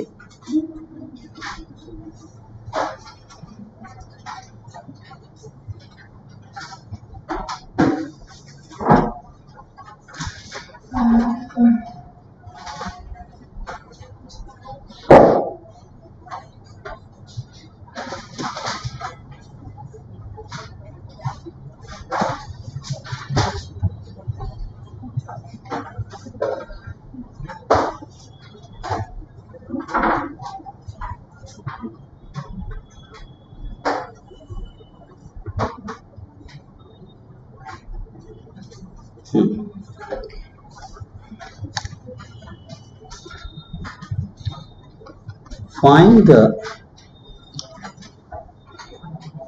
number of orbital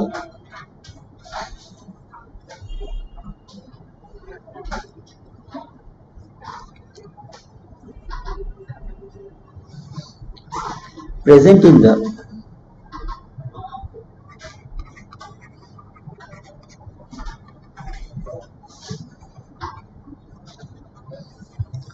level like He plus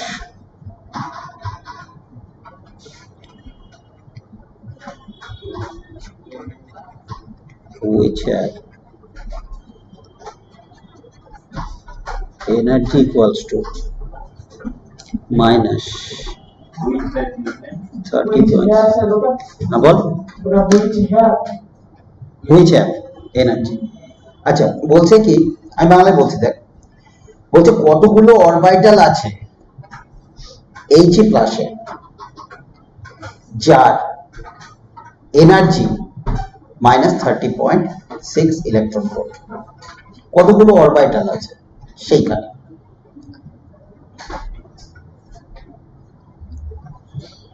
এনার্জিটা বলে দিয়েছে, দেখ মাইনাস 30.6 ইলেকট্রন ভোল্ট। তাহলে আমরা ইকুয়েশনটা এরকম ভাবে বানাতে পারি না, En equals to H into Z square by N square, তাই তো ছিল।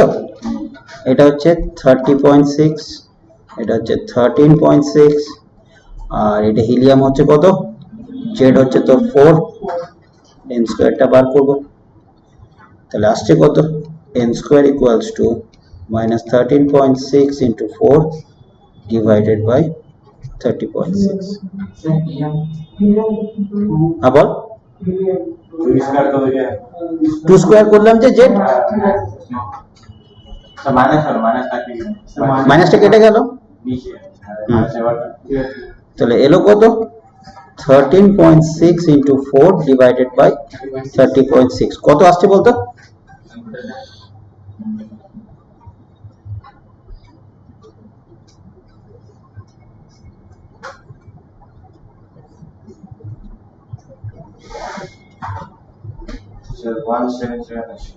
এটা হিলিয়াম না করে কর, দাঁড়া এই ক্যালকুলেশন আসবে না মনে হচ্ছে, লিথিয়াম 2 প্লাস কর, তাহলে জেড আসবে দেখ 3, তাহলে এটা 9 কর, এটা 9 কর, এটা 9 কর, এবার একটা ক্যালকুলেশন আসবে, কর দেখি ক্যালকুলেশনে কত বলছে, কত আসছে ক্যালকুলেশন বলো আমাকে।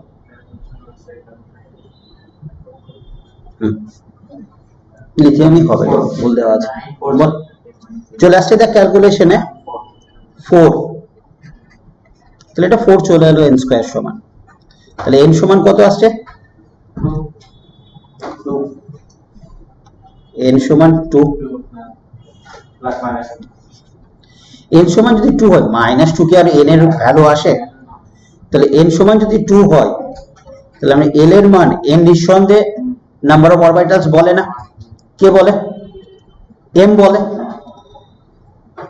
এটা 0 আর 1, তাই না, তাহলে m এর ভ্যালু 0 এর জন্য কত হবে, 0, দ্যাট ইজ s অরবিটাল, আর 1 এর জন্য m এর ভ্যালু কি হবে, -1, 0 প্লাস 1, তাই না, তাহলে কটা অরবিটাল পেলাম আমরা, একটা, দুটো, তিনটে, এটার জন্য একটা অরবিটাল, তাহলে মোট অরবিটাল কি হলো 3 plus 1 that is 4। তাহলে যেহেতু আমরা জানতাম যে m সিগনিফাইজ করে অরবিটালকে, তাই তো, তাহলে m এর ভ্যালুটা আমরা বের করে নিলাম, তাহলে m দেখলাম এখানে কত এলো, 0 এলো, -1, 0 plus 1, m value, each m value signifies an one orbital, তাহলে চারটে অপশন, এখানে যদি 2, 4, 6, 8, 10 দিয়ে দিত, 4 will be the right answer, clear।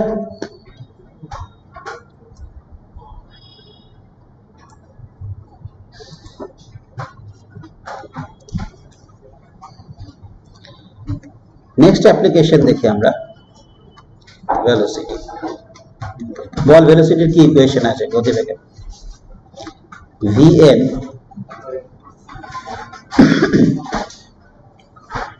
Two পাই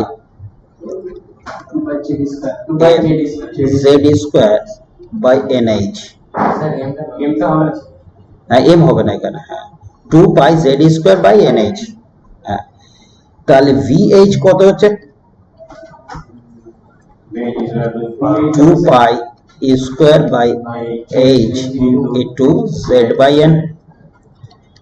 তাহলে 2 pi square by h into 1 by 1। তাহলে করতে পারি 2 pi square by h।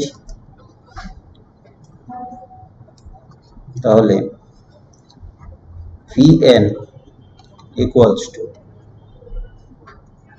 vh into z by n। এই ইকুয়েশন পেলাম। vh সমান আমরা জানি কত? 2.16 into 10 to the power 6 meter per second।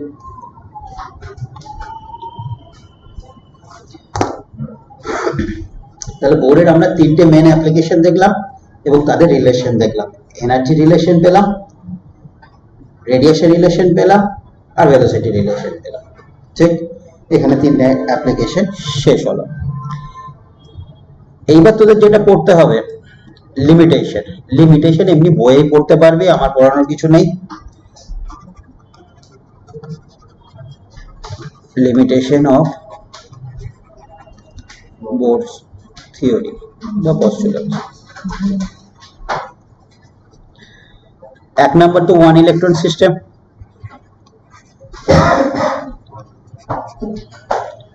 দু নাম্বার আমি যেটা পড়বো এই দুটো পড়ে রাখবি, বুঝতে না পারলে নেক্সট ক্লাসে আমাকে বলবি।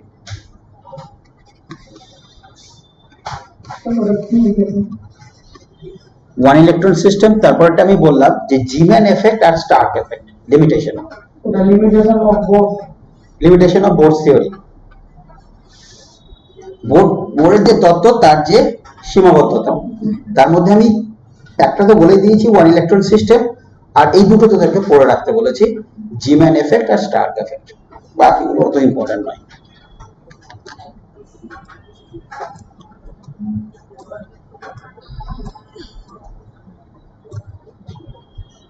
এরপর চলে আসবো আমরা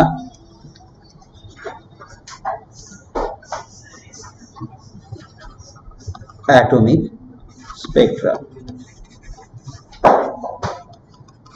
তো অ্যাটমিক স্পেকট্রাতে আমরা হাইড্রোজেনের কটা স্পেকট্রা দেখতে পেলাম এমিশন স্পেকট্রা অনুযায়ী? লাইম্যান, বার্মার, বাসচেন, ব্র্যাকেট, কোফুল আর হামফ্রে, 6টা দেখতে পেলাম। তো লাইম্যানটা আগে দেখি। লাইম্যান কোন সিরিজটাকে বলছে? আগে এনার্জি ইকুয়েশন থেকে এটা করি, তার এটার আগে একটা কিছু করিয়ে দিই, তবে আরো ভালো বোঝা যাবে।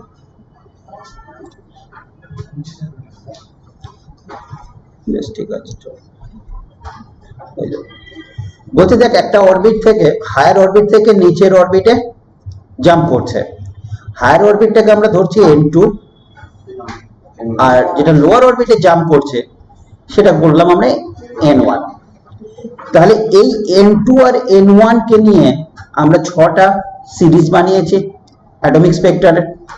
তো এই n2 আর n2 চেঞ্জ হলে কিভাবে স্পেকট্রাল সিরিজের নাম চেঞ্জ হয় সেটা আমরা দেখছি। লাইম্যানে বলছে n1টা হবে 1, n2টাও যা খুশি হতে পারে 1 বাদ দিয়ে চলতে লাগবে। তাহলে অর্থাৎ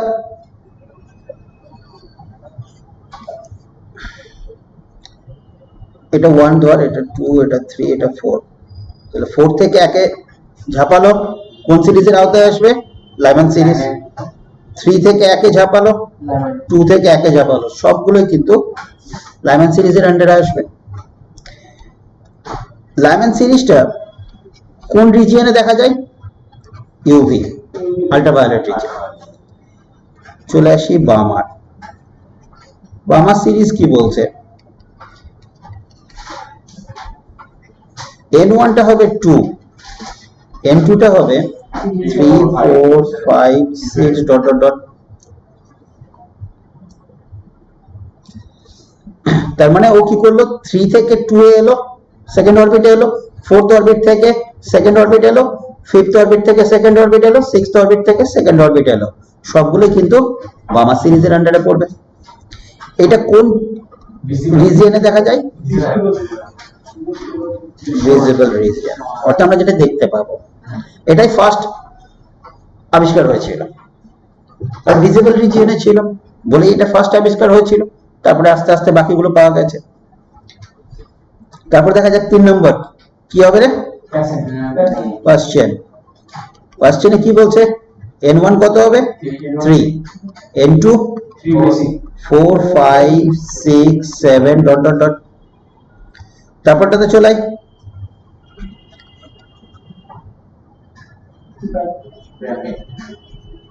ব্র্যাকেটে কি বলছে, n1 হচ্ছে 4, n2 হচ্ছে 5 6 7 8 ডট ডট ডট।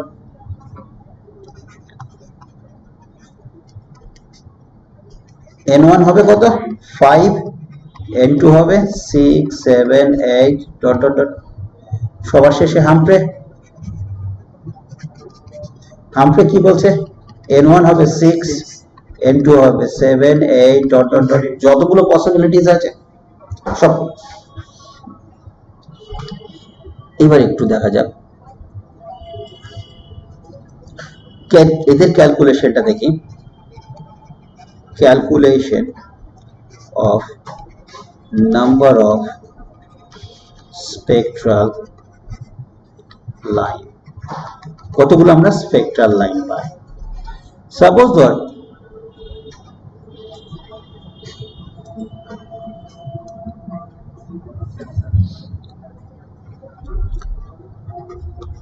n2 থেকে n1 এ ঝাঁপালো একটা ইলেকট্রন, কতগুলো স্পেকট্রাল লাইন পাবো, তার জন্য ক্যালকুলেশন আছে। আর একটা আছে n2 থেকে গ্রাউন্ড স্টেটে ঝাঁপালো, এই দুটো ক্যালকুলেশন আছে। তো প্রথমে দেখা যাক সোজাটা, for the ground state calculation of number of spectral line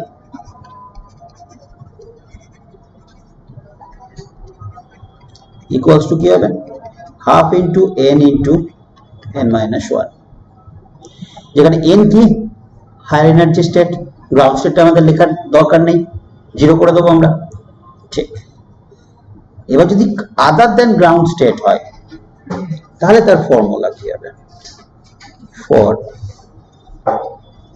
other than ground state সেক্ষেত্রে হবে number of spectral line half into n2 minus n1 into n2 minus n1 plus 1। এটা হচ্ছে দুটো ফর্ম, একটা হচ্ছে গ্রাউন্ড স্টেটে ঝাঁপানোর জন্য, আর একটা হচ্ছে গ্রাউন্ড স্টেট বাদ দিয়ে অন্য কোনো যে কোনো স্টেটে ঝাঁপানো। তাহলে দুই ধরনের ফর্মুলা, দুটোর ক্ষেত্রে আমরা ইউজ করব, বুঝতে পারলাম? ঠিক আছে, তো ধর আমি বললাম 10th অরবিট থেকে 10th অরবিট থেকে একটা ইলেকট্রন জাম্প করলো সেকেন্ড অরবিটে। এই কোশ্চেন এলো how many spectral line can see, কতগুলো আমরা দেখতে পাবো, 36 ক্যান বি অবজার্ভ। 36 কি করে করলি, sir half into 10 minus 2 10 minus 2, half into 10 minus 2 8 হলো, আর হাফ ইন্টু 8 হলো, আবার 10 minus 2 plus 1 10 minus 2 plus 1 মানে কত হলো 9 হলো, তাহলে 4 into 9 that is 18 72 হচ্ছে by 2। হ্যাঁ, তো আমি তো বললাম 4 into 9, হাফটা কেটে দিলাম 8 কে দিয়ে, একই তো ব্যাপার। তো half into 10 minus 2 into 10 minus 2 plus 1. So half into 8 into 9, that is 4 into 9, 36 lines. এটা যদি 10 থেকে গ্রাউন্ড স্টেটে আসতো তাহলে কত হতো? গ্রাউন্ড স্টেটে আসলে হাফ ইন্টু 10 ইন্টু 10 মাইনাস 1 কত হতো? 45 সুন্দর, 45 লাইন্স। ক্লিয়ার? তো এই হচ্ছে আমরা কতগুলো স্পেক্ট্রাল লাইন পাবো। এবার দুটো অরবিট, কনজিকিউটিভ দুটো অরবিটের মধ্যে এনার্জি গ্যাপ ক্যালকুলেশন করি। তো একটা দেখে আমি করলাম E1 যেটাকে বলছি minus 2 pi square m e to the power 4 z square by n1 square h square. E1 যেহেতু আমি অরবিট নিচ্ছি n1, আরেকটা নিলাম E2 minus 2 pi square m e to the power 4 z square by n2 square h square. তাহলে এই দুটোর মধ্যে gap কত? কনজিকিউটিভ কিন্তু পাশাপাশি দুটো অরবিট আমি বললাম। তো E2 minus E1 equals to delta E equals to আমরা লিখতে পারি কি, দেখ minus 2 pi square m e to the power 4 by h square into z স্কোয়ারটাকে আলাদাভাবে লিখবো by 1 minus n1 square minus 1 by n2 square করতে পারি না? কারণ যেহেতু E2 টাকে মাইনাস রেখেছি, n2 টা মাইনাস হয়ে আছে। আচ্ছা, E1 টা যেহেতু কি হচ্ছে মাইনাসে আছে, E2 টা জেনারেলি মাইনাসে ছিল, E1 টা আবার নেগেটিভে আছে, তাহলে মাইনাস অফ মাইনাস এটা প্লাস হয়ে যাবে, সেজন্য আগে নিয়ে নিলাম। একটু স্টেপ জাম্প করলাম, বুঝতে কোনো অসুবিধা আছে? যদি বুঝতে অসুবিধা থাকে তাহলে ক্যালকুলেশন করতে হবে স্টেপ বাই স্টেপ। বল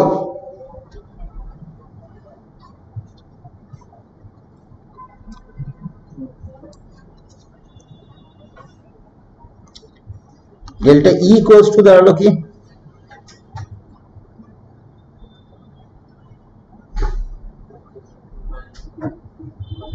আচ্ছা এখানে আবার কেন মাইনাস দিলাম? এটা তো প্লাস হয়ে যাবে। হ্যাঁ বললি না কিছু।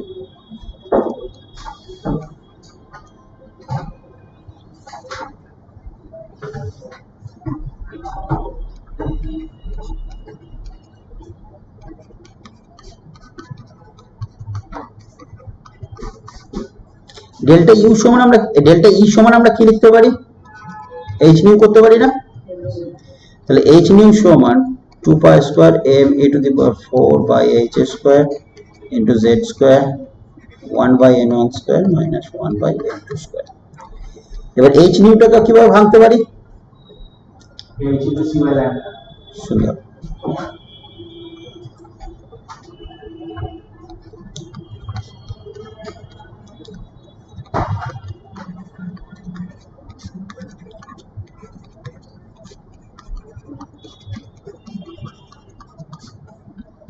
তাহলে 1 বাই ল্যামডা সমান কি করতে পারি? 2 pi square m e to the power 4 by c h cube z square 1 by n1 square minus 1 by n2 square. তাহলে 1 বাই ল্যামডা এটাকে কি বলছি? Rydberg constant rh into z square 1 by n1 square minus 1 by n2 square. তাহলে এইটা আমাদের এলো energy গ্যাপের equation. এবার 1 বাই ল্যামডাটাকে আমরা করে দিচ্ছি নিউ বার।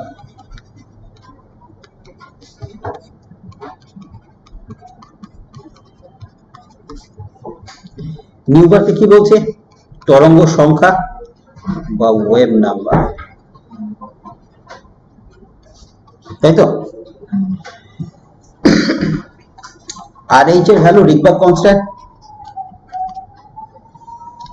যদি এসআই করি 1.1 into 10 to the power -7 metre inverse তাই তো। আর আর এইচ যদি করি সিজিএস এ করি, এটাতে অনেক রকম ভ্যালু পাবি। 109 কোথাও দেখবি 768, আবার কোনো বইয়ে দেখবি 109867, এটাও পাবি। এসআই করবি, সিম্পল। সিজিএস এ যেহেতু ভ্যালুর গন্ডগোল আছে, এসআই করবি।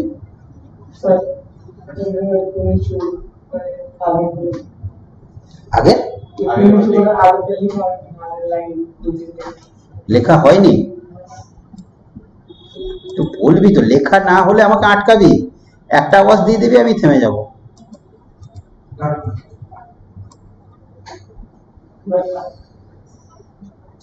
লেখা না হলে একটা আওয়াজ দিয়ে দিবি, আমি থেমে যাব।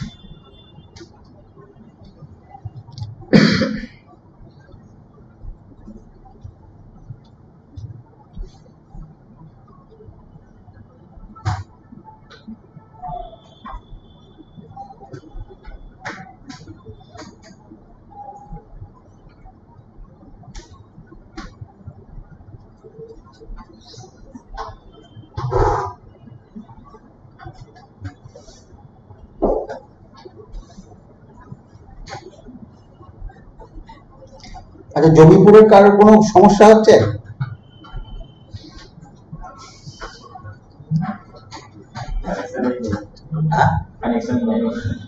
না না, কানেকশন আছে, সেটা নিয়ে সব শুনতে পাচ্ছি কিন্তু দেখতে পাচ্ছি।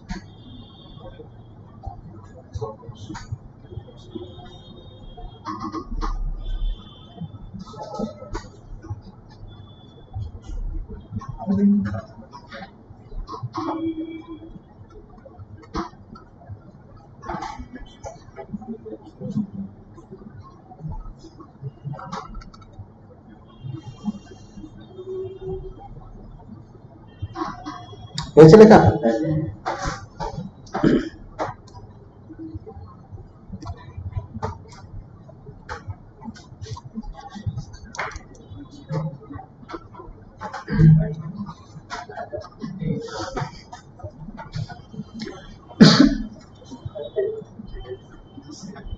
এখানে আমরা দেখব কিছু কিছু term, H alpha, H beta. H alpha কাকে বলবো? বলছে হাইড্রোজেনে এইচ আলফার ইকুয়েশনটাকে করে নিই, তারপরে বুঝিয়ে দিচ্ছি।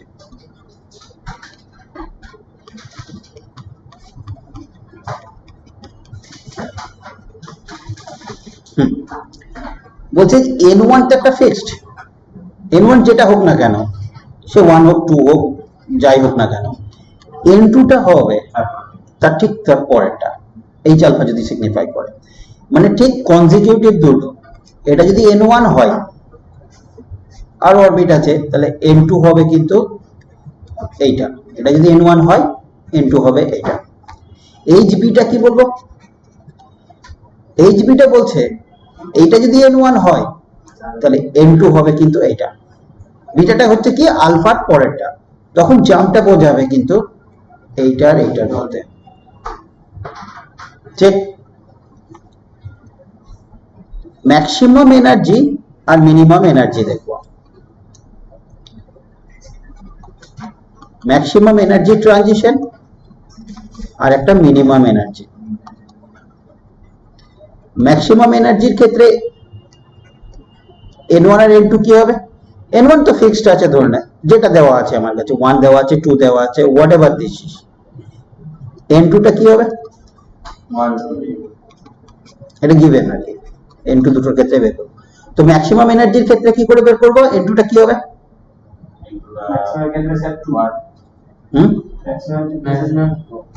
দেখ, এনার্জি যদি হয় hc বাই ল্যামডা দেখেছি, ঠিক? তো এবার দেখছি আমরা ম্যাক্সিমাম এনার্জি যদি বলে ট্রানজিশনের, আর একটা মিনিমাম বলে, মিনিমামটা ঠিক তার নেক্সট লেভেল থেকে হচ্ছে। যদি এটা 1 হয় তাহলে n2 এটা কি হবে? মিনিমাম এনার্জিতে 2, আর এটা যদি 1 হয় তাহলে ম্যাক্সিমাম এনার্জিতে কি হবে? n2 infinity. ঠিক ঠিক একই ভাবে যদি ম্যাক্সিমাম ওয়েভলেন্থ আর মিনিমাম ওয়েভলেন্থের কথা বলে,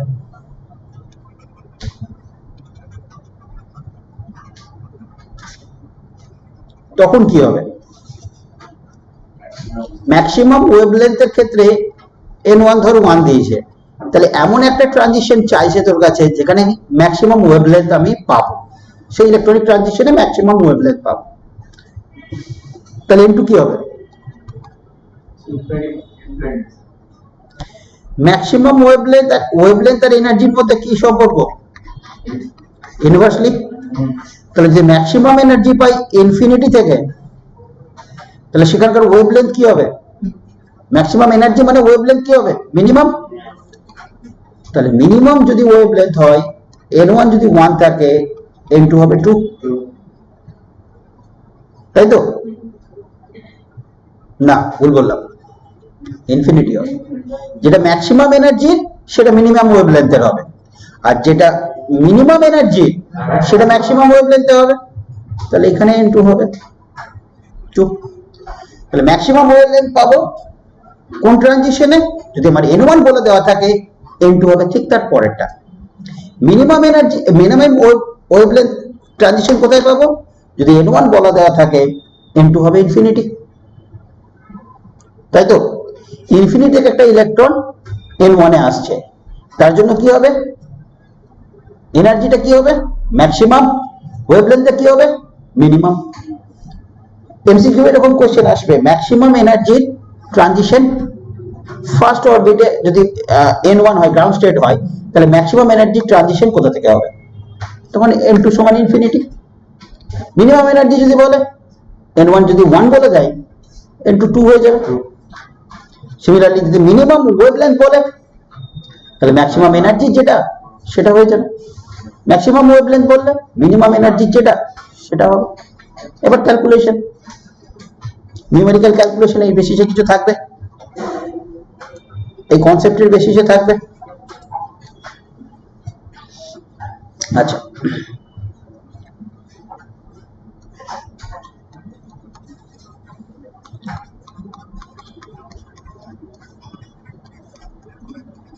এটা লিখে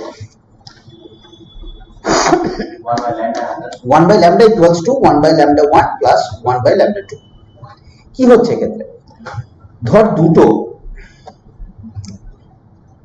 পার্টিকেলের কলিশন হচ্ছে, নিয়ে অন্য কোনো এনার্জি অন্য কোনো ভাবে লস যদি না হয়, তাহলে যে রেজাল্টেন্ট যে পার্টিকেলস যে মুখে যাচ্ছে তার ওয়েভলেন্থ কি হবে?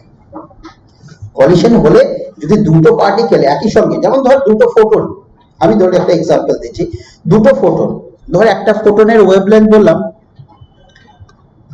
ফোটন এ, তার ওয়েভলেন্থ বললাম 200 অ্যাংস্ট্রম, ফোটন বি তার ওয়েভলেন্থ বললাম 400 অ্যাংস্ট্রম।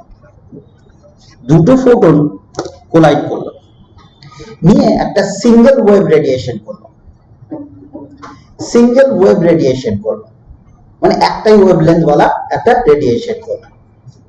তাহলে সেক্ষেত্রে ওই সিঙ্গেল ওয়েভ রেডিয়েশনে ওয়েভলেন্থ কত হবে? খুবই পরের কোয়েশ্চেন, তার জন্য কিন্তু ফর্মুলা দিয়ে দিলাম তোদেরকে। 1 by lambda equals to 1 by lambda 1 plus 1 by lambda 2। দেখ এখানে বলে দিয়েছে 1 by 200 plus 1 by 400, তাহলে চলে আসছে দেখ 400, এদিকে 2 plus 1, তাহলে 3 by 400, 1 by lambda এলো, তাহলে lambda সমান কত আসছে? 400/3 ক্যালকুলেশন করবি Armstrong ক্লিয়ার।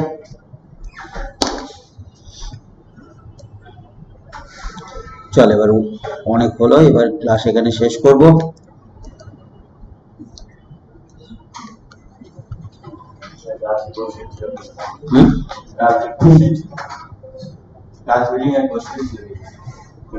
লাস্ট ক্লাসে হ্যাঁ ও হ্যাঁ হ্যাঁ যারা লেটে জয়েন করলো তাই না।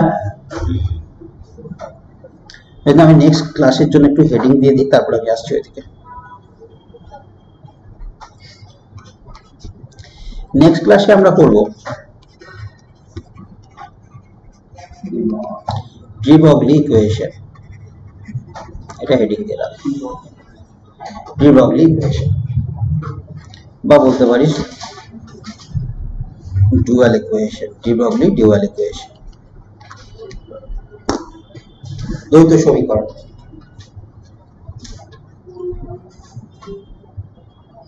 ঠিক আছে, এটা নেক্সট ক্লাসের জন্য থাকবে। এবার প্রথমে কি বলছিল, কি সমস্যা ছিল কাদের? ম্যাডাম আপনার কিছু সমস্যা ছিল মেয়েদের প্রথমের দিকে। প্রথম 10 মিনিট মেয়েরা ছাত্রীরা বলছে প্রথম 10 মিনিট। আচ্ছা প্রথম 10 মিনিট। আচ্ছা দেখুন তো ওদেরকে জিজ্ঞেস করে দেখুন, আমি প্রথম থেকে যেটা পড়েছি আমি বলে দিচ্ছি। পাউলিস এক্সক্লুশন প্রিন্সিপাল, পাউলিস অপবর্জন নীতি, তারপরে পড়েছি Hund's rule for maximum spin multiplicity, তারপরে পড়িয়েছি আউবাউ প্রিন্সিপাল। এই তিনটেই বলবো কি?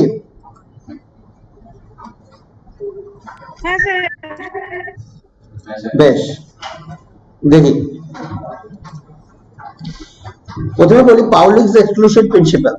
পাউলিস এক্সক্লুশন প্রিন্সিপাল বলছে যে দুটো ইলেকট্রনের কখনোই চারটে কোয়ান্টাম নাম্বার একই থাকবে না, তিনটে পর্যন্ত সেম থাকতে, but the fourth one must be different. তার জন্য আমরা দুটো এক্সাম্পল নিয়েছি, 3p3 3p6। তো 3p3 চারটে কোয়ান্টাম নাম্বার বের করেছি। তো 3p3 n equals to 3, l equals to 1, এটা প্রিভিয়াস ক্লাসে আমরা ডিসকাস করেছি। m equals to, আমরা যদি দেখি এখানে বসিয়েছি তিনটে ইলেকট্রন বসিয়েছি, একটা দুটো তিনটে। তো থার্ড নাম্বার ইলেকট্রনের m হচ্ছে +1 দিয়েছি, এবং থার্ড নাম্বার ইলেকট্রনটা কিন্তু সিঙ্গলি ফিল্ড অর্থাৎ এককভাবে বসেছে, সেজন্য এটাকে প্লাস আপ। 3p6 এর ক্ষেত্রে কি করেছি, n equals to 3, l equals to 1, m equals to আবার কাউন্ট করেছি 4 5 6, সিক্সথ ইলেকট্রনটা সেই আবার +1 এ, m equals to +1 A, s equals to কিন্তু এখানে মাইনাস আপ হয়ে গেল, কারণ কি এটা পেয়ার্ড আপ হয়েছে, যুগ্মভাবে বসেছে। তো দেখলাম তিনটে পর্যন্ত কোয়ান্টাম নাম্বার দুজনেরই same, but the fourth one that is spin quantum number সেটা কিন্তু আলাদা। এখানে 3p থার্ড ইলেকট্রন বের করছি, আর এখানে 3p6 এ সিক্সথ ইলেকট্রনের বের করছে। তাহলে দেখলাম তিনটে কোয়ান্টাম নাম্বার সেম হলো, বাট দ্য ফোর্থ ওয়ান আলাদা হলো। এটা পাউলিস এক্সক্লুশন প্রিন্সিপাল ছিল, পাউলির অপবর্জন নীতি। তারপর চলে এসেছি সেকেন্ড রুলে, আমরা প্রিন্সিপাল পড়েছি Hund's rule for maximum spin multiplicity. হুন্ডের সূত্র সর্বাধিক স্পিন মাল্টিপ্লিসিটির জন্য, স্পিন মাল্টিপ্লিসিটির বাংলা কিন্তু স্পিন মাল্টিপ্লিসিটি। তো এখানে কি বলছে, প্রথমে আমরা স্পিন মাল্টিপ্লিসিটির কি জিনিস সেটাকে দেখে নিয়েছি। sm spin multiplicity equals to 2s + 1। এই যে ক্যাপিটাল S সেটা সমান হচ্ছে summation of small s। Small sটা কি, স্পিন কোয়ান্টাম নাম্বার। এবার হোমস স্পিন মাল্টিপ্লিসিটি সূত্র কি বলছে, যে কোনো একটা অরবিটালে ইলেকট্রন এমন ভাবে প্রবেশ করবে যেখানে স্পিন মাল্টিপ্লিসিটি ম্যাক্সিমাম হবে, এমন ভাবে ইলেকট্রনগুলো অরবিটালে প্রবেশ করবে যেখানে স্পিন মাল্টিপ্লিসিটিটা ম্যাক্সিমাম হবে। তো আমরা সেই জন্য নিয়েছি দুটো কনফিগারেশন নিয়েছি, দুটোই কিন্তু D5 নিই। ডি এর আমরা জানি 5টা বক্স আছে, D5 কি করলাম, প্রথমটা এক এক করে বসালাম, তাতে স্পিন মাল্টিপ্লিসিটি বের করলাম। এবার স্মল এস ফর্মুলা দিলাম, Sm equals to 2s plus 1, s সমান হচ্ছে সামেশন অফ স্মল s হচ্ছে স্পিন কোয়ান্টাম নাম্বার, তাহলে এটা কিন্তু প্লাস অফ সিঙ্গলি ফিল্ড আছে, প্লাস অফ, তাহলে চলে এলো ক্যাপিটাল S সমান summation of small s, that is 5/2, তাহলে স্পিন মাল্টিপ্লিসিটি হলো 2 into 5/2 plus 1, that is 5 plus 1 6। এবার আগে একটা ওরিয়েন্টেশন করেছিলাম, এই যে এখানে ছোট করে আছে, প্রথমে কি করেছিলাম, দুটো ইলেকট্রন দিয়েছিলাম, তারপরটাতে দুটো ইলেকট্রন, তারপরটাতে একটা ইলেকট্রন, সেখানে আমি ক্যাপিটাল S বার করেছিলাম। ক্যাপিটাল S সমান কি হচ্ছে, এটা plus half minus half cancel out হলো, plus half minus half cancel out হলো, একটা পড়ে থাকলো প্লাস হাফ, তাহলে Sm কি দাঁড়ালো, 2 into plus half plus 1, that is 1 plus 1 2। তাহলে দেখলাম এই দুটো ওরিয়েন্টেশনের মধ্যে আগের যে ওরিয়েন্টেশনটা ছিল সেটা কিন্তু ঠিক, যেটা আমরা এক এক করে বসিয়েছি, কারণ সেটা ম্যাক্সিমাম এসছে 6 এসছে, যার ভ্যালু 6 এসছে। এই ওরিয়েন্টেশনে দেখলাম ভ্যালু এলো 2। আবার একটা ওরিয়েন্টেশন করেছিলাম যেখানে এইটা দুটো ইলেকট্রন, এখানে একটা, এখানে একটা, এখানে একটা, সেটাও ভুল, সেটাও প্রমাণ করেছিলাম। এখানে S কত পেয়েছি, এটা plus half minus half cancel, plus half plus half plus half, তাহলে 3/2, Sm বের করেছি 4 এসছে। তিনটে ওরিয়েন্টেশন করেছিলাম, তাতে দেখলাম ম্যাক্সিমাম কোনটা না, যেটা এক এক করে বসিয়েছি, যেটা 6 এসছে।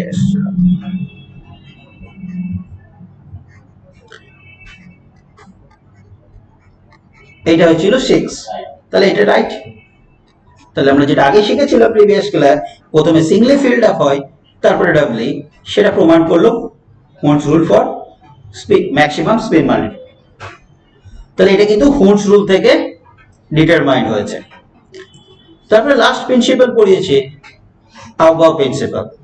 আউবাউ প্রিন্সিপাল কি বলেছি, একটা বিল্ডিং আপ প্রসেস, বলতে প্রথমে নিম্ন শক্তি সম্পন্ন অরবিটাল ফিল্ড আপ হয়, তারপরে উচ্চ শক্তি সম্পন্ন। নিম্ন শক্তি অরবিটাল ফিল্ড আপ না হয়ে উচ্চ শক্তি অরবিটাল ফিল্ড আপ হতে পারে, এটা হচ্ছে আউবাউ প্রিন্সিপাল। প্রথমে 1 এসে বসবে, তারপরে 2 এসে যাবে, দেন 2p। কখনোই 1 এসে না বসে 2 এসে ইলেকট্রন বসবে না। আর বোর পস্টুলেটস স্টার্ট করার আগে ক্লাস 9-10 এ যে ইকুয়েশন পড়েছিল, সেই ইকুয়েশনের একবার জিনিস বলে, কিছু জিনিস বলেছিলাম। ল্যামডা যেমন ওয়েভলেন্থ, নিউ সমান ফ্রিকোয়েন্সি, ভি সমান ভেলোসিটি, তাহলে ইকুয়েশনটা ছিল V equals to lambda into new. সেখানে আমরা বলেছিলাম নিউ সমান কি, ভি বাই ল্যামডা। কেউ যদি ভি কে সি দিয়ে সাবস্টিটিউট করে কোনো প্রবলেম নেই, nu equals to C by lambda. এই হচ্ছিল আমাদের বোরের পস্টুলেটস এর আগে রিভিশন। ঠিক আছে, এখানে তাহলে ক্লাস শেষ করছি। নেক্সট ক্লাসে আমাদের topic D-Broglie equation. D-Broglie equation থেকে আমরা নেক্সট ক্লাস স্টার্ট করব। নেক্সট ক্লাসে আমাদের অ্যাটমিক স্ট্রাকচার শেষ হবে, দেন আমরা কিছু এমসিকিউ করব। ঠিক, তাহলে যতটা পর্যন্ত পড়ানো হলো সবগুলো কিন্তু রিভিশন। আর প্রবলেম হলে অবশ্যই কিন্তু ক্লাসের আগে প্রবলেমগুলো দিতে হবে।